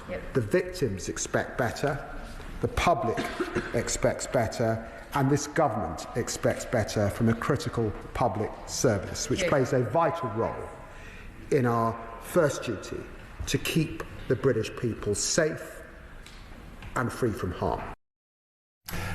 David Lammy there, the Deputy Prime Minister and the Justice Secretary. Quite a number of people getting in touch about that, including Sam, who says Labour hate being challenged and held to account. Last week we had Jess Phillips lose it, and now Lammy. I do think both of them actually were pretty emotional in the House of Commons on those respective occasions. I think Sam was right about that. They get so bad-tempered, it shows how weak and fragile their egos actually are. Time for them to get a grip and stop losing their tempers. Do you agree with Sam? Do you agree with me? Or maybe you think actually a bit of passion, bit of maybe it's put on, maybe you think it's put on, or maybe you think it's just how they are. It's just natural. It's politicians communicating clearly and honestly in the way that Sarah Puchin has been sort of praised for today, actually. Interesting on Prince Andrew as well. Jane says, I don't think MP should be wasting time on the Prince Andrew stuff. Leave that to the King. There are so many things having a negative impact on UK citizens that an opposition debate could be more useful. And Simon in Canterbury says, I'm not a great fan of Robert Jenrick, but I think he just rattled Lammy a good one, and that came across in the way Lammy lost it and started ranting and proves he's out of his depth in this or on any other governmental role. How does it take 8 weeks to find out what went on in Chelmsford on Friday, says Simon in Canterbury. Pete in Lincolnshire, Labour blocked every move Conservatives made in order to deport illegal migrants or to deport migrant criminals. Now they're blaming Conservatives and they are liars. Very interesting one there. And Andy in Northamptonshire says, for all the people complaining about what Sarah Puchin said, yes, it could have been put better, but watch ITV. Look at the commercials. You'll see black families, mixed race families, ethnic minority families, same-sex couples, LGBTQ plus couples. What you rarely see is a white family now. So yes, it could have been put better, but what she said was fact, and some people cannot handle the truth, obviously. Let's speak to David in Shropshire, who has some thoughts on what Sarah Puchin said. David, you're very welcome to the programme. What would you like to say? Hi, Peter. Yeah, thanks. Yeah, in my view, Sarah, she's not being racist whatsoever. She's actually factually correct. Around 70%, and I've been saying this now for 2 or 3 years because I'm in that industry, if you like. 70% of adverts feature non-white people, and she is being factually correct. The point, you're absolutely right on the point. I mean, for example, 4% of people in this country are black. 50% of people in ads, given a recent Channel 4 survey, this is not off the top of my head, this is fact, are black, and that's overrepresentative, definitely. Yeah. But when someone says that it drives me mad when I see adverts full of black people, full of Asian people, she could have chosen her words better, couldn't she? Yeah, she could have chosen her words better, but in actual fact, under the that kind of heat, when she's in a conversation and a debate with somebody, it's pretty difficult sometimes to get the words out exactly right. But I know exactly what she was trying to say. I totally get what you're saying, David, but can you see why people thought that was racist? I can, if you're more far left. I tell you, if you speak to the standard working person in this country, black or white, it doesn't matter, they'll probably agree with what she said was correct, but actually she should have said it in a slightly different way. But I have a lot of sympathy for her, and I think she's doing a great job. Okay. And as far as Starmer, going on criticising Farage for lack of leadership, has he been asleep for the last 12 months? Does he not know what? Maybe take a look in the mirror. David, listen, thank you. I think you made some good points there, especially the last one. Adam's in Lichfield. Adam, just a couple of minutes before the news, but what would you like to say about Sarah Poochin? How you doing? You okay? Yeah, all good, thanks. Go ahead. First of all, Pete, I want to say, great job, mate. I really respect you. You're a great guy. That's really kind. Thank you, Adam. Really appreciate that. But Sarah, if you're listening, we all love you, and what you said is what most people agree with in this country. Because Nigel, and the reality is Nigel should have stuck with her, mate. I'm very happy with how he kind of reacted to this situation, if I'm honest, because I think that he should have had her back a bit more than what he has. Yeah, maybe words weren't properly, politically correct, but most people are thinking what she said. Can you see why some people think it's racist when she says it drives me mad when I see adverts full of black people, full of Asian people? No, I don't think it's racist at all. I think it's not racist. She's not racist, is she? There's no way she's racist. There's no. But you're disappointed in Nigel Farage, clearly. I'm disappointed in Nigel because this is the thing. This is where Nigel will lose some of his kind of, eccentric. He'll lose votes because people will get frustrated with him because he's trying to be too political, in a sense where he wants to kind of get the. He wants to be Prime Minister, though, Adam. He's got to convince a heck of a lot of people. I get that. He needs, I know. He needs to unite the right. He doesn't need. I get what you're saying, Pete, but what he's doing now, he's throwing a hat. He's hanging her out to dry. Okay. What he should have done, come out and he should have backed her. Okay. He should have backed her, in my opinion. I don't agree with what he's done. And sure. Sarah, if you're listening, we are with you. Okay. Adam, thank you. Appreciate that. We've got to go to the news in just a second, but Leslie says, we'll wait for the Christmas adverts to see if Sarah's comments were correct. And Jim in Cranbrook says, Peter, I love it when you try to talk football. Are you trying to insinuate, Jim, that I don't know lots of things about football? That's an outrageous libel, and you'll be hearing from my solicitors immediately. Only joking. After the news, we'll talk more about Lammy and everything else. Stay with us.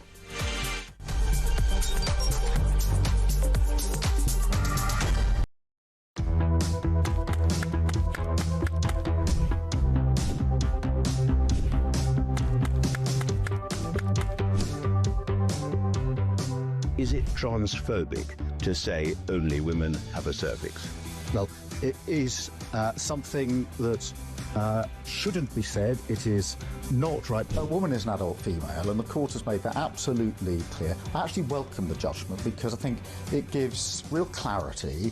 It allows those that have got to draw up guidance to be really clear about what that guidance should say.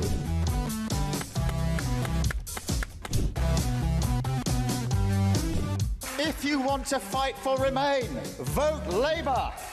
Now, there are some who say we don't need Brexit to work. We need to reverse it.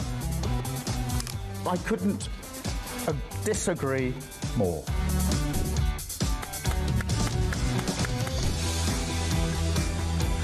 Day after day, there are new allegations of sleaze, of favours, of privileged access. And it's all very well the Prime Minister saying, now, I'm paying for it. You've decided to repay £6,000 worth of gifts.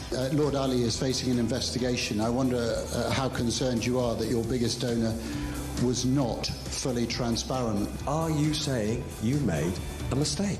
It was right for me to make those repayments. Thank you.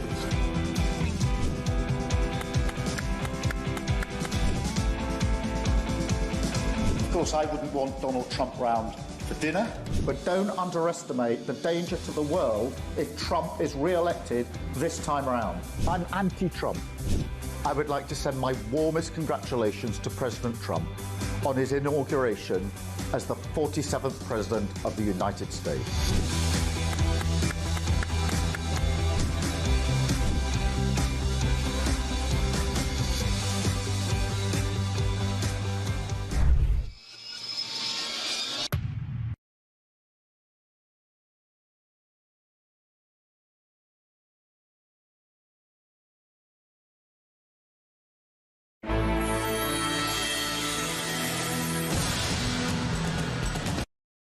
across the UK, on DAB+, on your smart speaker, on your smart TV, and on your side.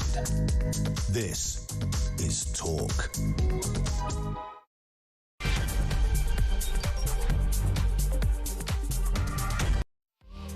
Well, a very good evening. This is Talk Drive. I'm Peter Cardwell. It's just gone 6 o'clock. Thank you so much for your company. There's loads of things that people want to talk about today. I think the two big things are probably David Lammy's comments in the House of Commons. He's tried to defend his record on prisons and the justice system, whilst obviously saying that it was a complete fiasco when Hadish Kabatu, the prisoner, the sex offender, the migrant who was at the Bell Hotel, was released in error. He's now back behind bars and will be sent to Ethiopia in the next few days. We'll also talk about Sarah Pochin in an interview with me actually on Saturday here on Talk. She talked about advertising, she talked about the number of people in those ads, and she said it drives me mad when I see adverts full of black people, full of Asian people. Well, that has caused a backlash and indeed criticism from her own party leader Nigel Farage as well.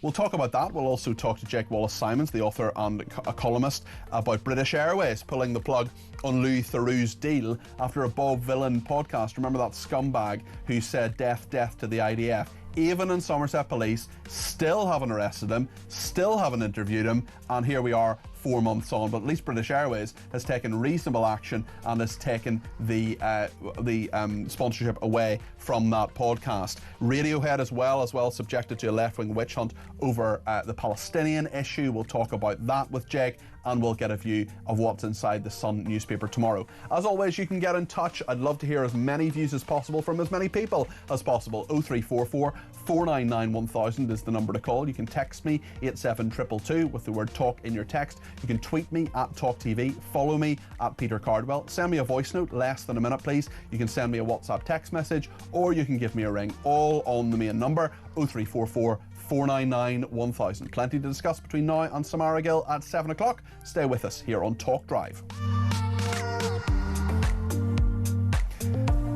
Well, Rob in London's been in touch and says, "Evening, Peter. I'm a mixed race person myself. I don't believe Sarah Pochin is racist at all. The way she expressed it could have been better. Of course, this atrocious, incompetent, name-calling, pathetic government will jump on her bandwagon. I wouldn't expect anything less from these feeling Labour clowns. Sarah is a great woman and an MP," says a great MP, says Rob in London. Gary says Sarah Pochin was conveying an over-representation of ethnic minorities. Although she did it clumsily, I do not believe her to be racist. Nigel reacted about right. Sarah will learn for it. I, for one, prefer a politician that will actually answer the question, even if I do not like their answer. Well, Bob Neill is a former MP. He is Sir Bob Neill KC, the former chairman of the Justice Select Committee and former Conservative MP for Bromley and Chislehurst. We'll talk to him in a second. Good evening, Bob.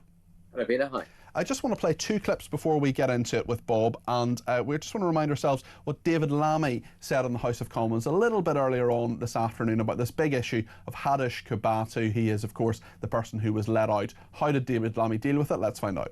I can tell the House that he will now be transported for deportation back to Ethiopia as quickly as possible. However, this does not change the fact that Mr. Kabatu's victims are rightly outraged about what has happened. And I'm livid on their behalf. And on behalf of the public, this was a mistake that should not have happened. The victims expect better, the public expects better, and this government expects better from a critical public service, which plays a vital role in our first duty to keep the British people safe and free from harm.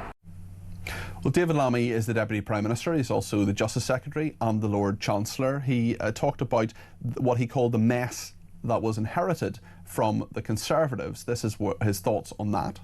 Madam Deputy Speaker, releases in error are a symptom of a system that we inherited from the party opposite.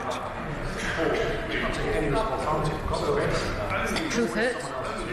Jails were full, almost to breaking point, and the threat of total collapse in law and order. The fact is that we were left with prisons reeling from historic funding reductions. Bob, thanks for joining me this evening. Quite a lot of derision of the Conservatives' record there. He said the releases in error, 262 of them in the last year, that's gone up. He said that that was something which was the Conservatives' fault. He talked about the threat of a total collapse in law and order. Is this hyperbole? Is it correct? Where does the truth lie, do you think? I think it's always right. One reason I'm rather glad I'm out of party politics now, Peter, is that I don't have to go in for some of the high-flown language that people use in political debate. I don't think it's helpful. The truth is there's been a problem with prisons going back decades. I was a barrister for 25 years doing criminal work before I became an MP, as well as the 10 years nearly I did chairing the Justice Committee. And the truth is we as a country have never taken the criminal justice system seriously. We have never put the money into it because, frankly, there's not votes in it, and therefore it never becomes a priority, and therefore it never actually gets enough, or it is asked to do things that we're not prepared to put the money up for it to do. That's actually us as a society, and maybe us as a political class as well. I mean, we need to be more honest about that, because the real problem, I think, is that under both the current government, the Conservative government, and I can go back to the times of the previous Blair government, when we still had problems with our prisons and people were being put into police station cells. So sort of the buck passing doesn't really solve the problem as far as the victims of crime are concerned, or public confidence in the system. Do you think errors it's fair? have been made on everybody's watch, in my book. Do you think it's fair to blame the system for what happened on Friday? In part, but not the whole lot.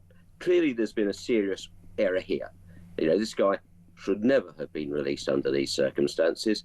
The worrying thing, I think, Peter, is that this is not actually a one-off. This has got a lot of profile because of the nature of the individual concerned and the nature of his offences, understandably so. What we now know is there's about 250-odd people have been wrongly released over the past year or more. Not all of those have the same profile, but all of those have victims who are entitled to be concerned as well. And so that's a bigger underlying issue. And of course, we also know too that there's been even more cases of people actually being kept in prison longer than they were entitled to. And the thing is as well with that, and you know this area far better than I do, Bob, I spent a mere 6 months at the Ministry of Justice as a special advisor back in the day. But nonetheless, what happens is that if those prisoners are kept longer, if it's calculated badly and incorrectly, they get compensation. So you've actually got taxpayers' money given to prisoners because of errors that people have made, even if they stay an extra day beyond the end of where they were. And maybe that in itself actually illustrates something, which is that the system of calculating how long they stay in prison. So you get a 10-year sentence, you're usually out after 50% of that, 5 years. Sometimes it's 40%, 4 years. Other times it varies enormously. Is it too complex in the system? And are governments trying to promise things by saying 2/3 sentencing, for example, or alternatively saying you only need to serve 40%, we'll let you out? Is the system too complex by itself? Can we blame the errors, not necessarily Friday, but maybe some of these other 262 cases on prison officers, when actually it's really tricky to calculate this? Again, I think both bits are right, Peter. There is a problem where we made sentencing itself too complicated rather. It's complicated for judges to do the calculation, even harder for prison officers. So you're entirely right. And I think that's part of the blame lies with politicians who have very often come up with knee-jerk, short-term headlines. There's a particular crisis or a particularly bad case, and you then introduce a measure because that seemed to be solving the problem. Everybody wants action immediately, but it actually just complicates the situation. And as you'll have picked up recently, we've had about 3 different changes to how long you serve before you get eligible for release in the last year. If you're a prison officer in a prison which is in pretty grotty conditions, and Chelmsford is, I happen to know Chelmsford well, often perhaps understaffed, certainly with the prison itself crowded, a big turnover of prisoners coming in every day virtually, in and out, then the risk of human error is massive.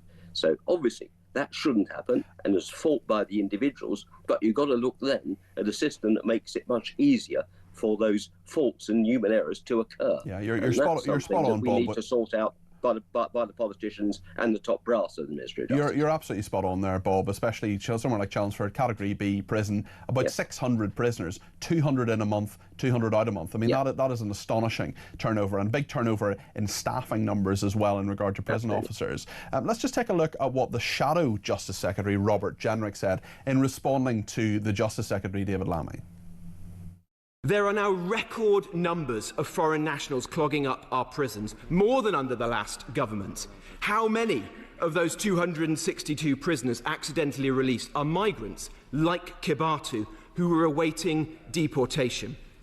Madam Deputy Speaker, can the Justice Secretary give the House his cast iron assurance that this man will be deported from our country by the end of the week, as he promised on the news on Sunday? And if he fails, will he take responsibility and resign? Bob, do you think those criticisms from Robert Jenrick are legitimate?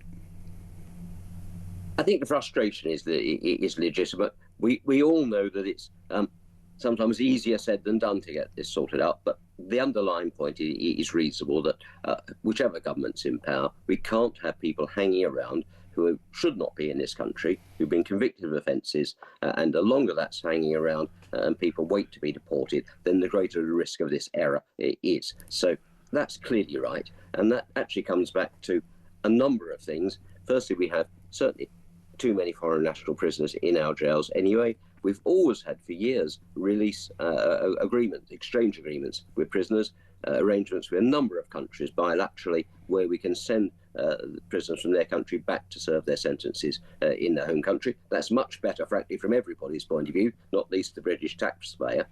Regrettably, there never seems to have been the willingness to push hard on that. And I think that's within the administration of the system rather than political will. You and I can think, Peter, of Conservative Justice Secretaries who wanted that sped up more. The deportation situation sitting with the Home Office on the one hand and then the prison system with the Ministry of Justice on the other, that may not be ideal. I've often thought that perhaps needs to be looked at, because there's not the join up. Things sometimes fall through the gaps. But we also ought to be working on a firm basis that if somebody has been convicted, recommended for deportation, then it ought to be happening straight away. So that element of criticism is right, regardless, again, actually, of which party is in power. And the frustration of ordinary, the average citizen about that is totally understandable, isn't it? Thank you, Bob. You speak a lot of sense. That's Sir Bob Neal, KC, former chairman of the Justice Select Committee, was MP for Bromley and Chislehurst. Thank you for joining us on Talk Drive. So many people getting in touch about the Sarah Pochin story. You'll remember on Saturday on my programme I asked her about ads, and specifically about ethnic minorities in ads, and this has caused quite a political controversy. The clip, which you can see on my Twitter and on the Twitter app talkTV, is, I think it's over 3 million now. It seems to be something that a lot of news outlets are covering as well. Keir Starmer was asked about it earlier today, the Prime Minister. He's in Turkey. This is what he said. It's shocking racism, and it's the sort of thing that will tear our country apart, and it tells you everything about reform. And Nigel Farage has got some questions to answer, because either he doesn't consider it racist, which in my view is shocking in itself, or he does think it's racist and he's shown absolutely no leadership. I'm the Prime Minister of the whole of our country, our reasonable, tolerant, diverse country, and I want to serve the whole country. He can't even call out racism. Well, Nigel Farage made it clear earlier today that he does not believe that Sarah Pochin made a racist comment. He is angry with her. This is what he said. The words that Sarah Pochin used in response to a caller into talk radio on Saturday morning were without ugly, and taken on their own, could be read to be very, very unpleasant indeed. I am unhappy with what she has done. I can't underestimate that, and she fully knows how I feel. However, it was in the broader context of DEI madness in the advertising industry, something which anybody with half a brain can recognise has been going on since about 2021. So I understand the basic point But the way she put it, the way she worded it, was wrong and was ugly. And if I thought that the intention behind it was racist, then I would have taken a lot more action than I have to date. Nigel Farage, the leader of Reform UK, clearly unhappy with what Sarah Pochin said and how she said it. David is in London and has given me a ring on 0344 499 1000. David, you're very welcome to the programme. What would you like to say? Good afternoon. I'd just like to pick up Sir Keir. I didn't mean to do this, but I'm shocked. I think it's shocking that he's let 30,000 illegals in this country. Well, lots of people do too. No. Shocking. I think it's absolutely disgraceful and shocking he's let 30,000 illegal people into this country. Peter, the comment I wanted to make is, my wife and I and several other people I know have often made remarks. It's a similar thing. Recently, the BBC had a historical programme on where Elizabeth I was portrayed by a black lady. Mm-hmm. Well, that's outrageous. It's the same as... Why is it outrageous? We know it's fictional. We know Elizabeth wasn't a black woman. We know she was a white woman. But if it's fictional, if it's a historical drama, what does it matter? Well, it's not fictional because I've seen many photographs and portraits of Elizabeth. No, I know that Queen Elizabeth was white. I get that. I'm not querying that. What I'm saying is... It's the same as it's outrageous that a white person should play Nelson Mandela. Correct? Yeah, it's a fair point. I mean, many people wouldn't like that, would they, David? Was there who portrayed it several times, and the Fast Show or one of those. And, you know, he's actually apologised for doing that. We've moved on. I don't think Sarah Pochin, I think she was merely making, I call it a goggle box moment. I think she was really making some comment that people perhaps thought, you know, at the end of the day, you said earlier the percentage of ethnic people in the country. She was merely making a comment on the fact that on the smaller percentage, there does seem to be quite a lot in the adverts on the TV. There is a debate to be had, definitely, and we're having it right now, David. But when she says the words, it drives me mad when I see adverts full of black people, full of Asian people, I mean, I think we can agree those were not good words to use. It's unpleasant, and we look, Peter, we know, I'm afraid, as Reform Party, anyone who's in the Reform Party knows that one slip of the tongue and we'll be in trouble. But some people say it's not a slip of the tongue. Some people are saying she's revealed herself and we need to, you know, realise that she's a racist. Clearly you don't think that, David. No, I don't think so, and it's the same that I don't think it's racist that I've said to my wife and other people, I can't understand why Elizabeth I is being portrayed. I don't think it's right. And at the end of the day, you know, you either, that's your opinion. Mm-hmm. Sarah's opinion is that she feels that there's more people. Look, there was a recent incident, as you remember, with the series Midsummer Murders on the TV. I know the series. What was the incident you're referring to? The incident was, they said it's outrageous, there's no black people in it. Yeah, well, certainly, I mean, somewhere like Midsummer, there aren't too many people who live there. Although, as we know, David, there are a lot of people who die there under very, very, very different circumstances, David. So it's pretty unrealistic in that way as well, I would say. It's an interesting, I mean, at the end of the day, look, these things, it is difficult. It's difficult. One, as I said, just going back to Sir Keir, if Sir Keir was sitting at my lunch table now, which he may well one day, I would say, well, I think it's shocking that you've let 30,000 in the country. I think he's jumping on the bandwagon, making a big issue of it. And as I said, I think it's a far greater shocking issue, if I can use his words, not mine, a shocking issue that he's let over 30,000 illegals. Okay. David, thanks for your thoughts there. That was David in London there. What do you think about all of this? There's plenty of time between now and 7 o'clock to get your point across. 0344 499 1000 is the number to call. We're going to talk in just a second to Jake Wallace-Simons, the author and columnist, about two stories about British Airways pulling the plug on a Louis Theroux deal. The Bob Villan podcast, that horrible man who said death to the IDF, Pascal Robinson Foster. He doesn't like his name being in the public domain, apparently. He doesn't like it when people know that he's called Pascal Robinson Foster. So please don't say Pascal Robinson Foster, or repeat the name Pascal Robinson Foster, or write down the name Pascal Robinson Foster, or tweet the name Pascal Robinson Foster, because he doesn't like people knowing his name. But he says it's okay to say death to the IDF and say it's okay to kill Jewish people. Radiohead apparently subjected to a left-wing witch hunt over the Palestinian issue as well. We'll get Jake's views on all of that and take more of your calls in just a second here on Talk. Stay with us.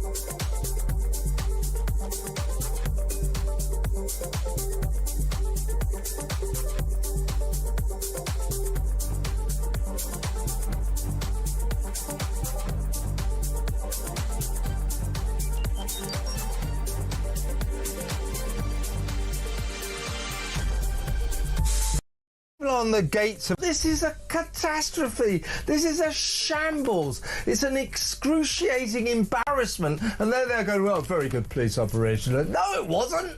No, it wasn't. They got a phone call yesterday morning. 2 diligent, decent citizens. Hello, we've seen this guy's at a bus stop. Oh, thanks very much. They come down and arrest him. How about sacking Lammy? How about Absolutely. This man, not only, as you say, Kev... Did he blame the Not Tories? only... Well, he did blame the Tories. He said this is years of failure by the Tories. Oh, not for God's only sake. Even I am not going to blame David Lammy. Remember, this is a man this. who went on Celebrity Mastermind and asked, name a blue cheese. He said red Leicester. Which French Marie won the Nobel Prize? Antoinette. And best of all, which Henry came after Henry VII? Before Henry VII. Across the UK, on DAB+, on your smart speaker, on your smart TV, and on your side.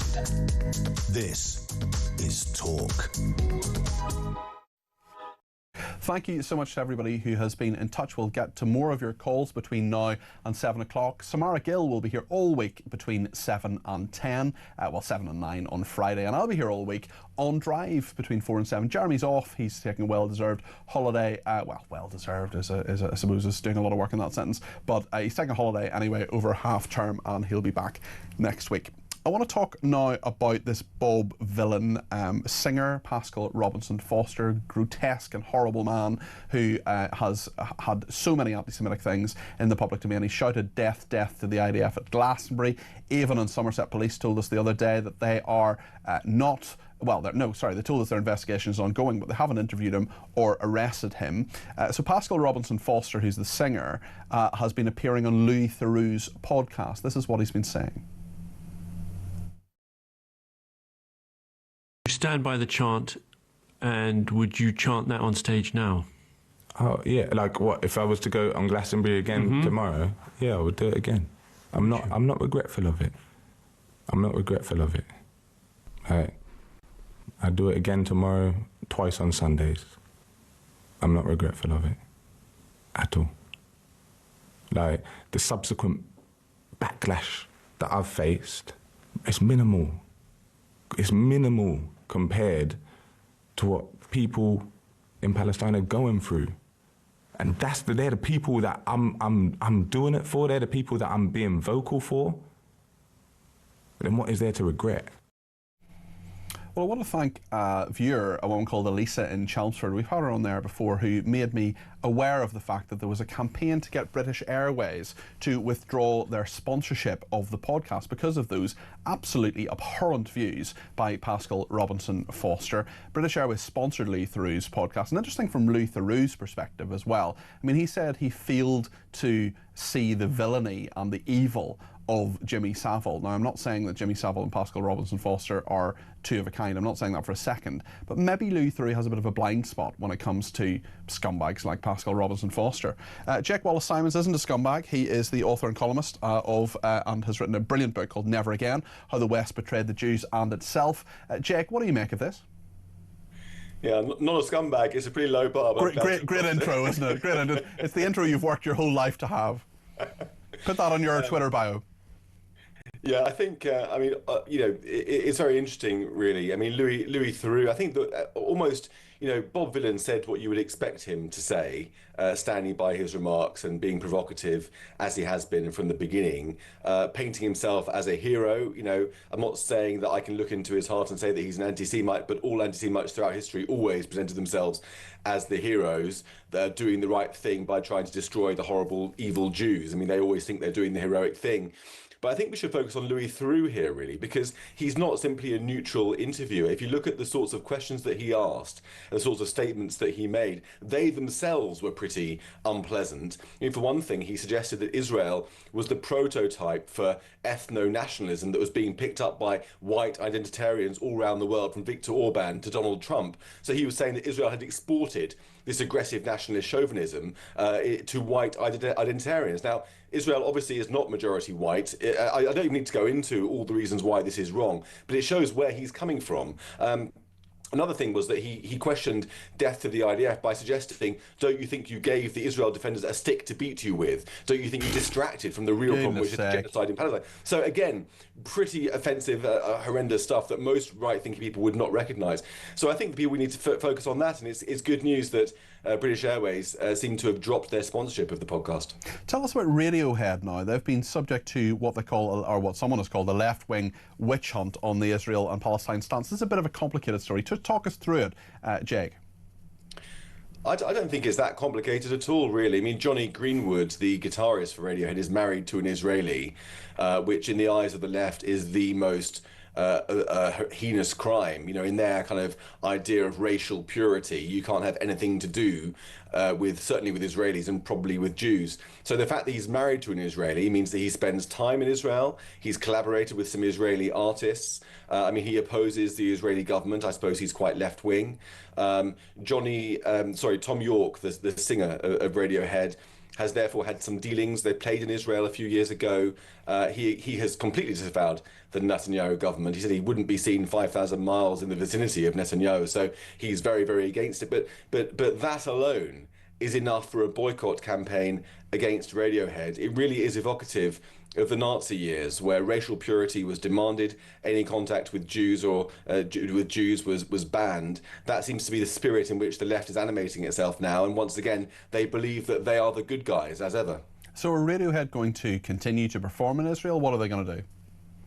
Well, Radiohead aren't planning to perform in Israel at the moment, as far as I can see. I think partly Tom York has ruled it out because of his opposition to the Netanyahu government, which is his prerogative, and that's fine if he wants to do that. But it's really just the fact they've got any connection at all with the country is enough for all these left-wing racist idiots to mount this boycott campaign. I mean, I invite viewers to ask themselves, you know, if such a vendetta, such a vicious mass campaign was waged against people who'd married people from any other country, how that would feel to you. You know, let's say a Muslim country, if somebody had married a Muslim who happened to be from one of the many oppressive Muslim countries around the world, surely there would be cries of Islamophobia or anti-Muslim hatred or whatever the government wants to call it. And yet, with Jews in Israel, somehow people turn a blind eye. Once again, it is the acceptable face of racism for so many people, but not to you and not to me, Jake. As always, thank you. Jake Wallace-Simons there, author, columnist and king amongst men. He's the author of Never Again, How the West Betrayed the Jews and Itself. Lots more to come. We'll talk to Tom Seward. He is from The Sun about what's in the paper tomorrow. Quite a number of big stories floating around. We'll also take plenty more of your calls. Lots of people want to get in between now and 7. If you want to get your voice heard, 0344 499 1000. Stay with us.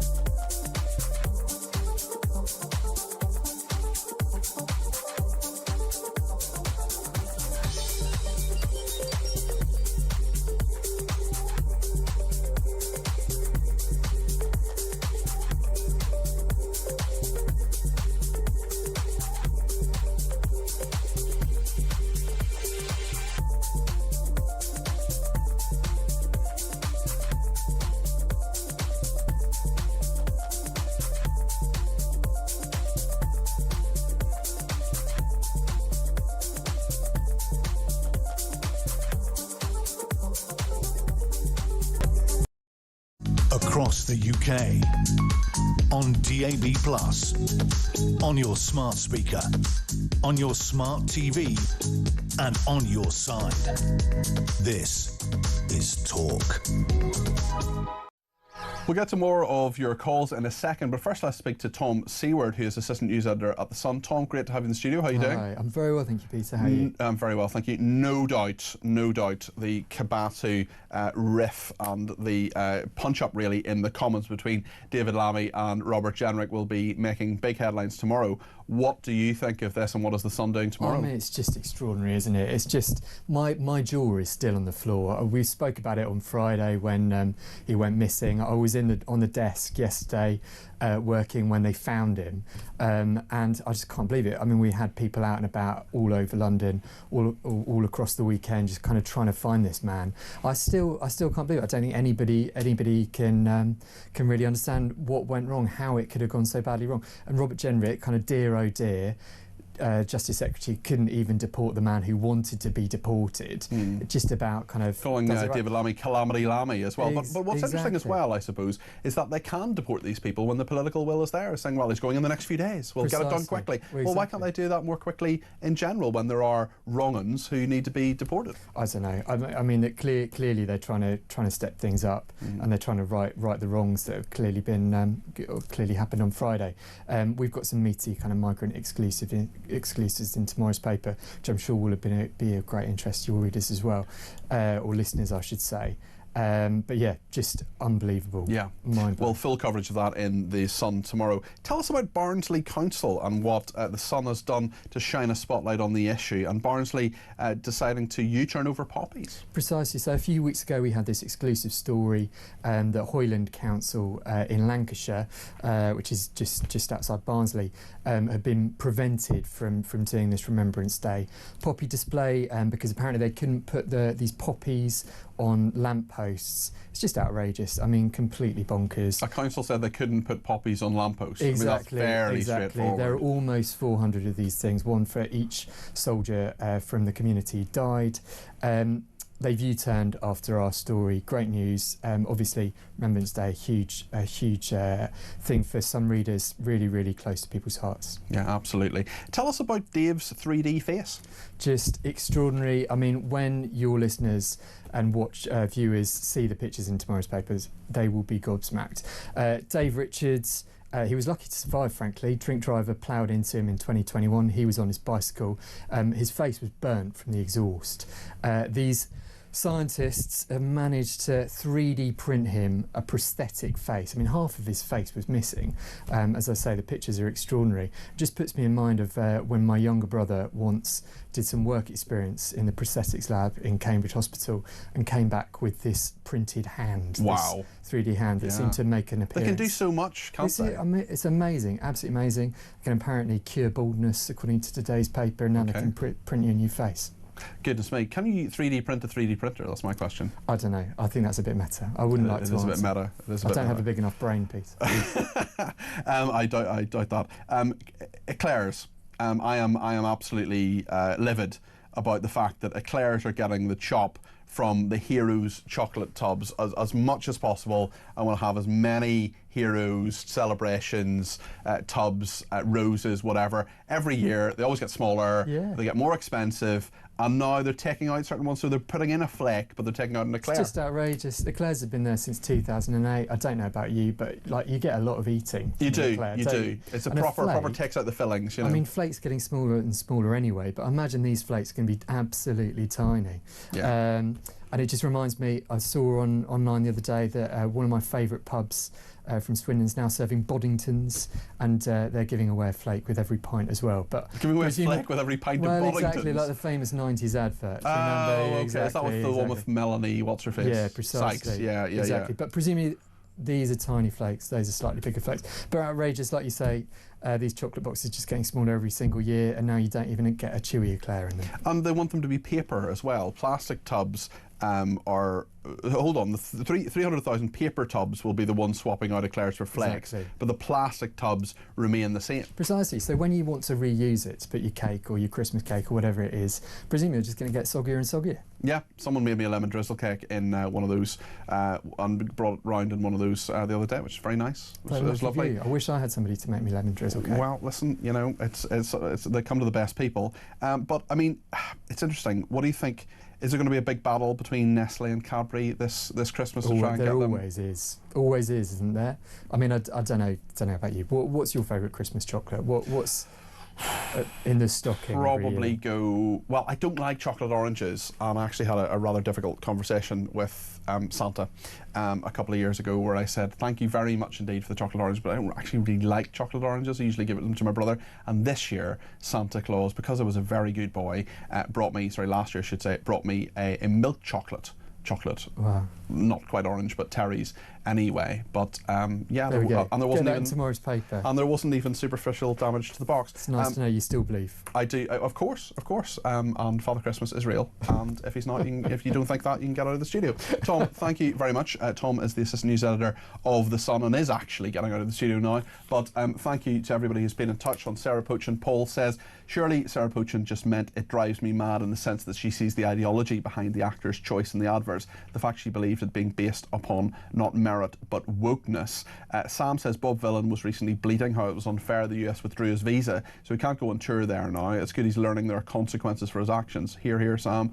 And so it's okay, says Pete, for Bob Vile One, like it, to say racist stuff, but when Sarah Pochin states a fact, she is slated typical one-sided racism yet again. And Stephen in Manchester says, would you happen to know what Bob Villan's real name is? Says Stephen in Manchester. I believe it's Pascal Robinson Foster. He really doesn't like you knowing that or repeating it in any way, so don't do that. Don't write it down, don't put it on Twitter. Pascal Robinson Foster. More of your calls coming up next. We'll also have a chat with not with Sarah Pochin, that was on Saturday. We'll have a chat with Samara Gill, who's coming up between 7 and 10. Stay with us.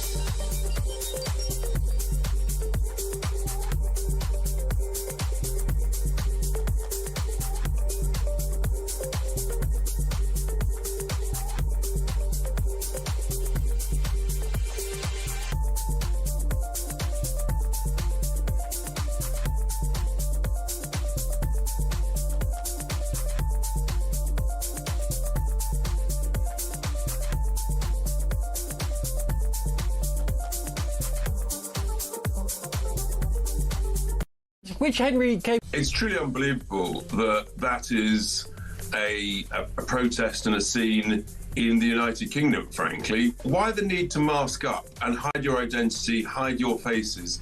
Is it because you've got something to hide, or is it because actually you want to appear intimidatory, threatening, and able to harass and frankly frighten anybody who might be watching or drifting by?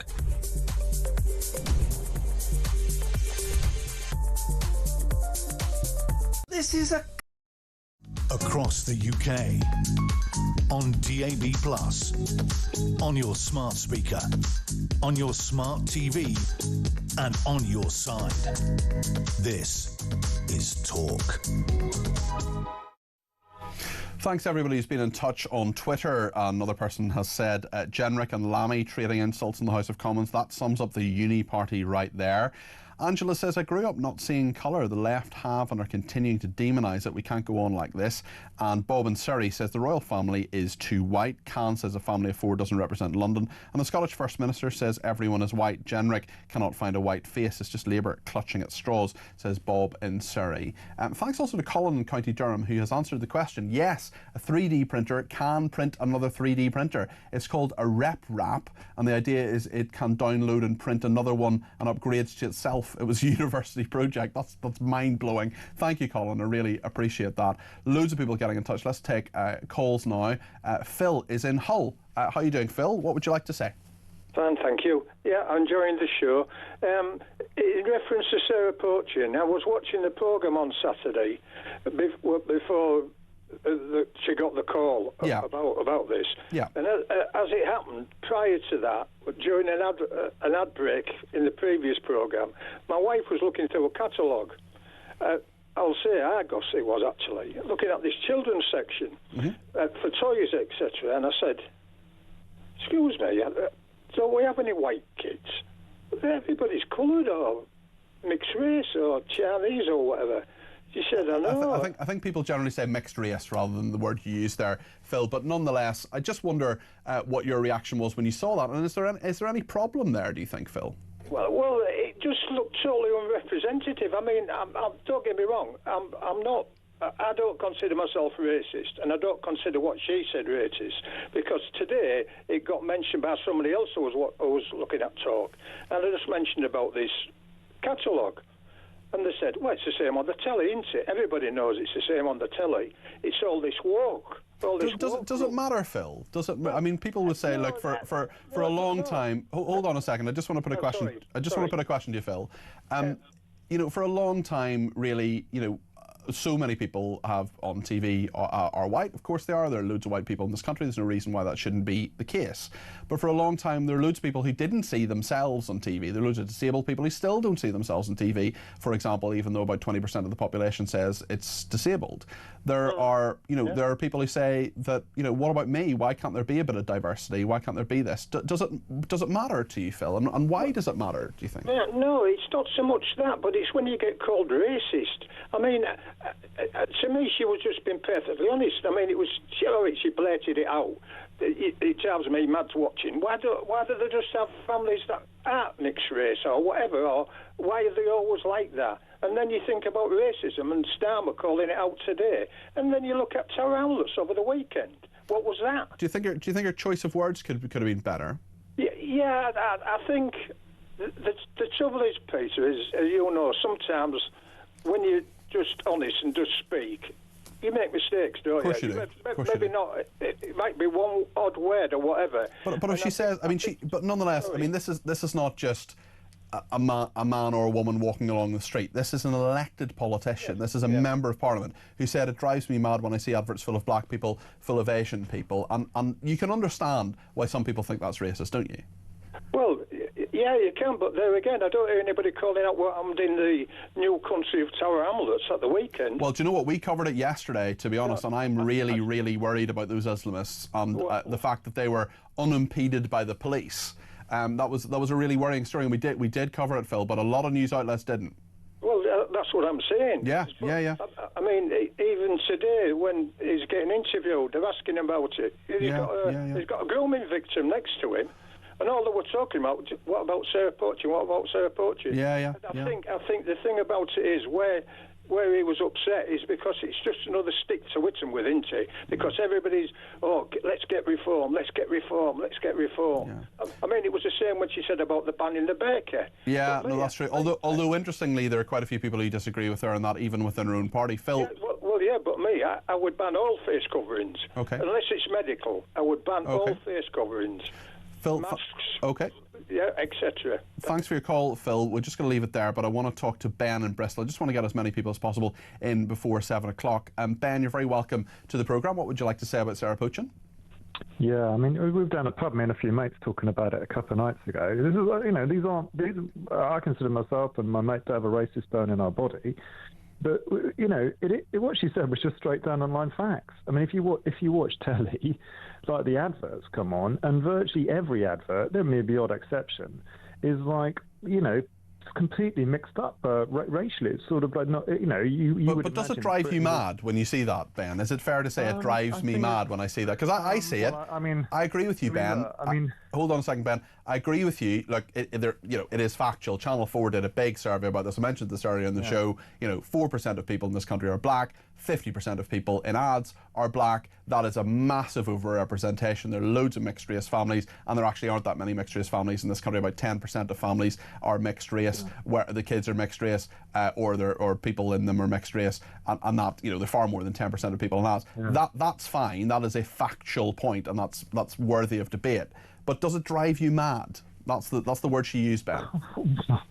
Well, look, she's just using the turn of phrase. People are driven a bit mad, but they feel patronised by it all. It seems ridiculous. They're like, what are they trying to say to us? I don't imagine in the middle of, like, Zimbabwe or Nigeria, they have, like, token white people in their adverts or whatever. Are the advertisers just trying to be as patronising us? Maybe it is patronising, but Ben, are the advertisers simply trying to say, like, we want to appeal to as broad a range of people as possible, and actually this is what we're going to do because we want to sell as many products as possible?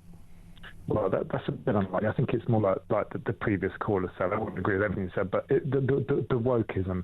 And I suppose I'm a white guy, but if I was a black person or a Chinese person, I just feel really patronised. I feel like, why are you trying to treat us like just treat us normal. We don't need to be any more representative, and we don't care. You know what I mean? It's like these. I mean, she got a bit of a hard time. I thought Farage threw her a bit under the bus. Really, I was quite surprised. I mean, politicians should be able to say things like that in the UK in 2025 without it being a massive deal. I mean, the truth is, it wasn't.